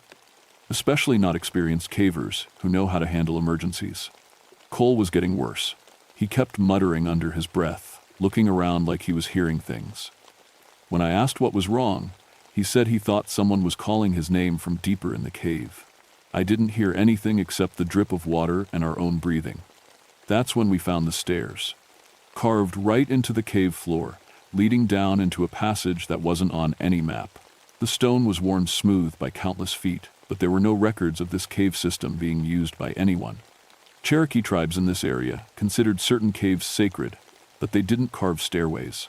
The stairs descended for about 100 feet, then opened into a chamber the size of a basketball court. And that's where things stopped making any kind of sense. There were buildings, not cave formations that looked like buildings. Actual wooden structures with walls and roofs and windows. Oil lamps flickered in some of the windows, casting dancing shadows on the cave walls. The whole scene looked like a frontier settlement from 100 years ago. I grabbed Cole's arm. "We're leaving, right now." But he pulled away from me. "Don't you hear them, Ezra? They're singing." That's when I heard it too. Voices echoing from the buildings, harmonizing in a song that sounded familiar but wrong. Like a hymn I'd heard in church as a kid, but with words I couldn't quite make out. A woman appeared in the doorway of the largest building. She was maybe 60 years old, wearing a long dark dress that belonged in a museum. Her hair was pulled back in a tight bun, and her face had the weathered look of someone who'd lived a hard mountain life. "Evening, boys," she called out, like finding two park rangers in an underground settlement was the most natural thing in the world. "Y'all look lost." Cole started walking toward her. I grabbed his shoulder, but he shrugged me off. "Ma'am," he said, "we're looking for a missing person. College student named David Park." She smiled, and her teeth were too white, too perfect. "Oh, young David's with us now, safe and sound. Why don't y'all come in for some coffee? It's been a while since we had visitors." Every instinct I had was screaming to run. But Cole was already halfway to the building, and David might be inside. I couldn't leave either of them. The woman introduced herself as Granny Whitlock. She led us into what looked like a general store, complete with wooden shelves lined with old-fashioned goods. Jars of preserves, bolts of cloth, tools that looked hand-forged. Everything was too clean, too perfect, like a museum display. Other people started emerging from the shadows, men in work clothes that looked like they belonged in the 1800s. Women in long dresses, children who stared at us with curious eyes but never spoke. All of them had that same too-white smile. "Sit, sit," Granny Whitlock said, gesturing to chairs around a pot-bellied stove. "Tell me about yourselves. I knew your great-grandmother, Ezra Mullins, Sarah Thacker, before she married. Sweet girl, she used to visit us when she was young." My blood went cold. My great-grandmother had been dead for 20 years, and her maiden name was Sarah Thacker, but I'd never told this woman my last name. "How do you know that?" I asked. "Oh, honey, we know lots of things down here. Time moves different in the hollow. Sarah used to bring us news from the outside world, back when we still cared about such things." Cole was sitting by the stove, completely relaxed, like this was all perfectly normal. "Where's David?" he asked. "David's resting," she said. poor boy was so tired when he found us. Been walking in circles for days, trying to map passages that don't want to be mapped. We gave him a place to sleep. I need to see him, I said. Of course you do. But first, let me tell you about our little community. Her eyes had a strange shine to them, like candlelight reflecting off water. We've been here since 1893. Mining accidents sealed us in, but we learned to make do. Learned to make the mountain provide for us. She gestured around the store. Everything we need is right here. Food that never spoils. Water that never runs dry. And the best part, we never get older. Never get sick. Never have to say goodbye to the people we love. The way she said it made my skin crawl. It sounded too much like the fairy tales my great-grandmother used to tell, about people who got trapped in magical places where time didn't work right. The mining accident, I said slowly. That was 90 years ago. Has it been that long? She seemed genuinely surprised. Time really does fly. But yes, we've been here since then. All of us. Same families, same faces, same stories. Wouldn't you like that, Ezra? No more losing people you love. No more watching them drive away and never come home. She knew about Sarah. Somehow, she knew about my wife. That's when I noticed something that made my stomach drop. Cole's hair was starting to change. Just at the temples, but it was definitely getting gray. And there were lines around his eyes that hadn't been there an hour ago. Cole, I said quietly, we need to go. But he was staring into the fire with a dreamy expression. They're offering us a home, Ezra. A place where nothing bad ever happens. Nothing bad except dying, I said. Granny Whitlock laughed, a sound like wind chimes in a gentle breeze. Oh, honey, nobody dies here. We just change. Become part of the mountain. Part of the hollow. Your friend David understands now. He's learning our ways. Show me, David. Right now. Her smile never wavered. If you insist. But I should warn you, he's not quite the same boy who wandered into our little community. The mountain changes people, usually for the better. She led us to a smaller building behind the store. Inside, David Park was sitting at a table, writing in a notebook. He looked up when we entered, and I saw immediately what she meant about change. His eyes were different, still brown, but with flecks of silver that seemed to move in the lamplight. His skin had a waxy quality, like old candles. And when he smiled, his teeth were that same perfect white. Rangers, he said in a voice that was somehow both his and not his. Granny Whitlock told me you'd come looking for us. That's very kind, but unnecessary. I've found exactly what I was looking for. David, we need to get you out of here. Your professors are worried sick. He tilted his head like he was trying to remember something. Professors? Oh, you mean the surface people? I don't think about them much anymore. Why would I want to go back to a world where people grow old and die when I can stay here forever? I grabbed his arm to pull him up, and his skin was ice cold. Not just cool, actually cold, like touching a stone in winter. The boy's made his choice, Granny Whitlock said gently. Just like your partner is making his. I turned around, and Cole was gone.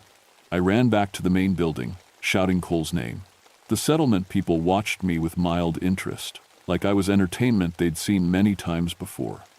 None of them seemed surprised that my partner had vanished. I found him in what looked like a blacksmith shop, talking to a man who was working at a forge that somehow burned without any visible fuel. The smith was explaining how to make horseshoes that would never wear out, nails that would never rust. Cole!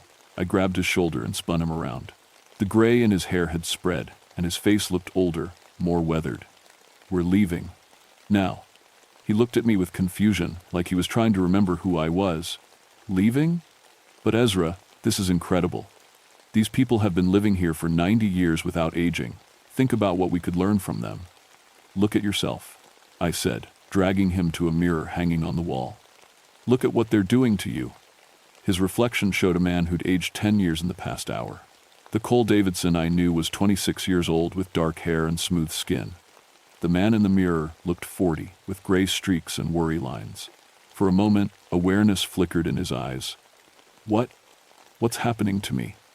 They're stealing your life, I said, little by little, and when they're done, you'll be just like David, a hollow copy of yourself. But the awareness faded as quickly as it came. Don't be silly, Ezra. I feel better than I have in years, stronger, more focused. Granny Whitlock appeared beside us like she'd stepped out of the shadows. Your friend is adapting beautifully. Some people take to the hollow faster than others. It usually means they were already looking for something our world provides. What do you want? I demanded. Want? Nothing you're not willing to give. But Ezra, honey, you've been carrying such a heavy load. All that guilt about your wife, all that anger at yourself for not being there when she needed you. Wouldn't it be nice to put that down? She knew things she shouldn't know, things I'd never told anyone. We offer peace, she continued. An end to loss, to pain, to the fear of losing people you love. Your great-grandmother understood that. She used to visit us regularly, especially after your great-grandfather died. You're lying. She never mentioned this place. She never mentioned it to you, Granny Whitlock corrected. But she told your grandmother, and your grandmother told your mother. The women in your family have always known about us. We've been waiting for you to find your way here. The smith handed Cole a horseshoe that gleamed like silver. Feel how perfect that is, he said. No flaws, no weak points. It will last forever, just like everything else we make here. Cole held it reverently, like it was made of gold instead of iron. I was losing him. Whatever these people were doing, it was working. Cole was becoming like them, and David was already gone. I had to think, had to remember something from my great-grandmother's stories that might help. Iron. She'd always said iron was protection against things that weren't quite natural. And running water. Spirits couldn't cross running water. I still had my multi-tool in my belt, steel and iron. I pulled it out and grabbed Cole's hand, pressing the cold metal against his palm. He yelped and jerked away, suddenly looking more like himself. That burns. Good, I said. It means you're still human. Granny Whitlock's expression hardened. Now that's just rude, Ezra. We're offering hospitality, and you're trying to hurt your friend. You're not offering anything, you're taking. Taking their lives, their memories, their futures. We're saving them from disappointment and heartbreak, from growing old and dying alone. Her voice was getting sharper, less grandmotherly. Your wife died because the surface world is cruel and random. Here, she would have lived forever. The mention of Sarah hit like a physical blow. Don't you dare talk about my wife. Sarah Mullins, born Sarah Collins, died on Highway 27 when a drunk driver ran a red light. Granny Whitlock's eyes were glowing now, actually glowing, like coals. She was coming home from buying groceries for your son's birthday party. Chocolate cake mix and vanilla ice cream. She never got to see him blow out his candles. I could barely breathe. The details were too specific, too personal. And worse, they were all true. But if you stay with us, she continued, you could see her again. We have ways of bringing people back, of reuniting families. All you have to do is let go of the surface world and embrace the hollow. For a moment, I almost believed her. The promise of seeing Sarah again, of undoing the worst day of my life, was so tempting it physically hurt to resist. But I remembered something else my great-grandmother used to say. The dead should stay dead, Ezra.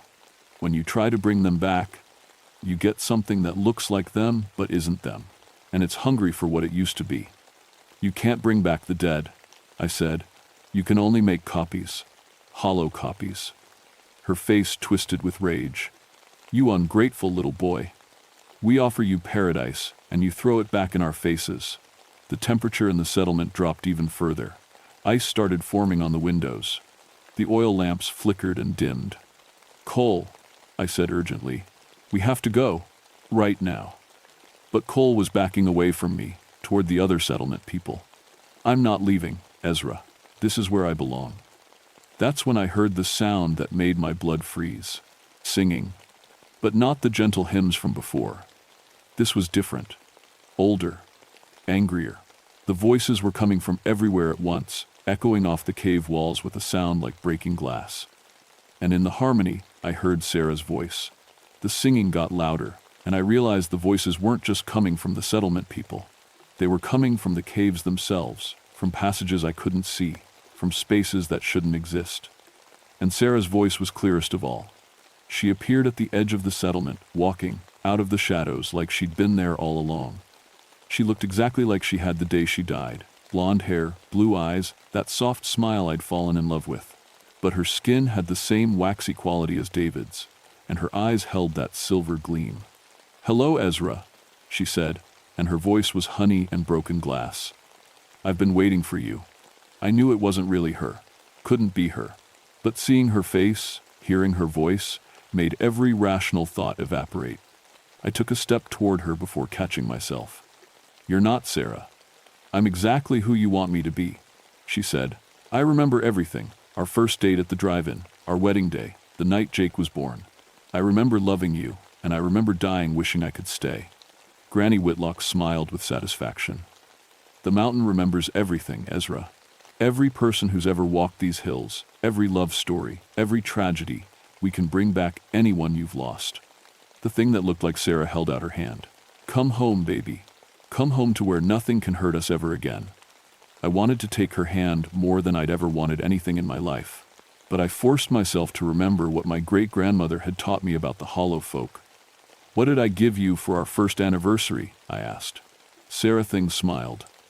"A locket with our picture inside." Wrong. I'd given her a pair of earrings shaped like daisies because they were her favorite flower. The locket came for our second anniversary. "You're not my wife," I said, and saying it out loud felt like tearing my heart out. "You're just wearing her face." The thing's expression didn't change, but the temperature dropped another 10 degrees. "Does it matter? I love you just like she did. I can be everything she was, and more." Sarah wouldn't want me to stay here. She'd want me to go home to our son. "Jake," the Sarah Thing said, and now there was something cruel in her voice. "Poor little Jake, living with his grandparents because his daddy can't handle being alone. How long before he stops asking when you're coming home?" It was like she'd reached into my chest and squeezed my heart with ice-cold fingers. The guilt I carried about abandoning my son, about losing myself in work instead of being the father he needed, was my deepest shame. "Stay with us," she continued, "and you'll never have to face that disappointment in his eyes again. Never have to admit you failed him, just like you failed me." I almost broke then, almost gave in to the promise of escape from responsibility and pain. But then I heard something that changed everything. Footsteps. Running footsteps, coming from the cave entrance above. A rescue team. Someone had gotten my radio message before the equipment started malfunctioning. "Help!" I shouted as loud as I could. "Down here! Cave in danger!" Granny Whitlock's face contorted with fury. "No outsiders. Not in our sanctuary." The settlement people started moving, all of them at once, flowing toward the stairs like water. But they moved wrong, too fluid, like their bodies weren't quite solid. I had maybe 30 seconds before the rescue team walked into a trap. I pulled out my multi-tool and ran to the largest building, the one that seemed to be the center of everything. If this was like the fairy tales, there had to be something anchoring the hollow to this place. Something keeping the settlement existing between worlds. I found it on a table in what looked like Granny Whitlock's house. An old Bible, leather-bound and worn, with Whitlock family embossed on the cover. The pages were yellow with age, and the whole book hummed with some kind of energy. "Don't touch that." The Sarah Thing was right behind me, but her voice had changed. It wasn't Sarah's voice anymore. It was something older, hungrier. I grabbed the Bible and ran. The settlement people poured after me, but they moved, like they were underwater, like the physical world was hard for them to navigate. The Sarah Thing was fastest, her form shifting and blurring as she chased me. I reached the stairs and started climbing, clutching the Bible to my chest. Behind me, the settlement was coming apart. Buildings flickered like mirages. The oil lamps went out one by one. "You don't understand." Granny Whitlock's voice echoed from below. "Without us, they'll die, all of them. David, your friend, everyone who's become part of the Hollow." I hesitated. If destroying this place killed Cole and David, I'd be a murderer. But then I heard Cole's voice, faint but getting stronger. "Ezra, where are you? What happened to me?" The iron in my multi-tool had broken whatever hold they had on him. He was fighting his way back to himself. I kept climbing. The rescue team was just entering the cave when I reached the surface. 3 rangers with full gear, led by my supervisor, Jim Hartley. "Ezra, what the hell happened down there? We lost radio contact 4 hours ago." "Cave in danger," I gasped. "Get everyone back, now." Behind me, the cave entrance started to collapse. Not a natural cave-in, the rocks were falling upward, sealing the opening from the inside. Cole stumbled out just as the last stones fell into place. He looked like he'd aged 20 years, but his eyes were clear and human again. "David," I said. "David Park is still down there." But even as I said it, I knew he was gone. The hollow folk had claimed him completely, made him one of them. When their anchor to our world broke, he'd gone back with them to whatever place they really came from. The Bible in my hands crumbled to dust. The official report said David Park died in a cave-in caused by unstable limestone formations. Jennifer Walsh and Mark Stevens were listed as victims of hypothermia after getting lost in an unmapped cave system. The area was declared geologically unstable and permanently closed to the public. Cole was given medical leave for what the doctors called severe stress-induced aging. They said it was impossible but couldn't explain why a 26-year-old man suddenly looked 50. He took early retirement 6 months later and moved to Florida. We don't talk much, but he sends Christmas cards. I transferred to surface operations. Couldn't handle being underground anymore. Every cave I entered, I heard singing in the walls. The hardest part was facing David Park's parents. I told them their son died trying to help his friends, which was true enough. I just didn't mention that he chose to stay dead. But the story didn't end when the cave collapsed.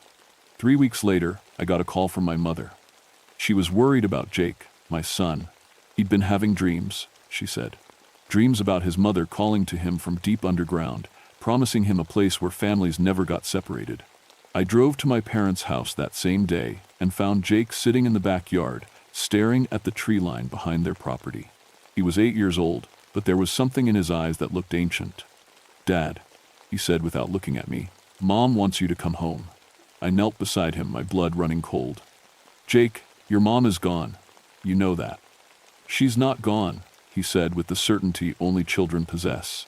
"She's waiting, in the hollow places where the mountain keeps things safe." I spent the next hour explaining to my son why he couldn't trust the voices in his dreams, why he had to promise never to go looking for caves or hidden places in the mountains. He listened solemnly and promised, but I could see in his eyes that part of him was already planning to break that promise when he got older. "The women in my family have always known about the hollow folk," Granny Whitlock had said. Maybe the men in my family were susceptible too.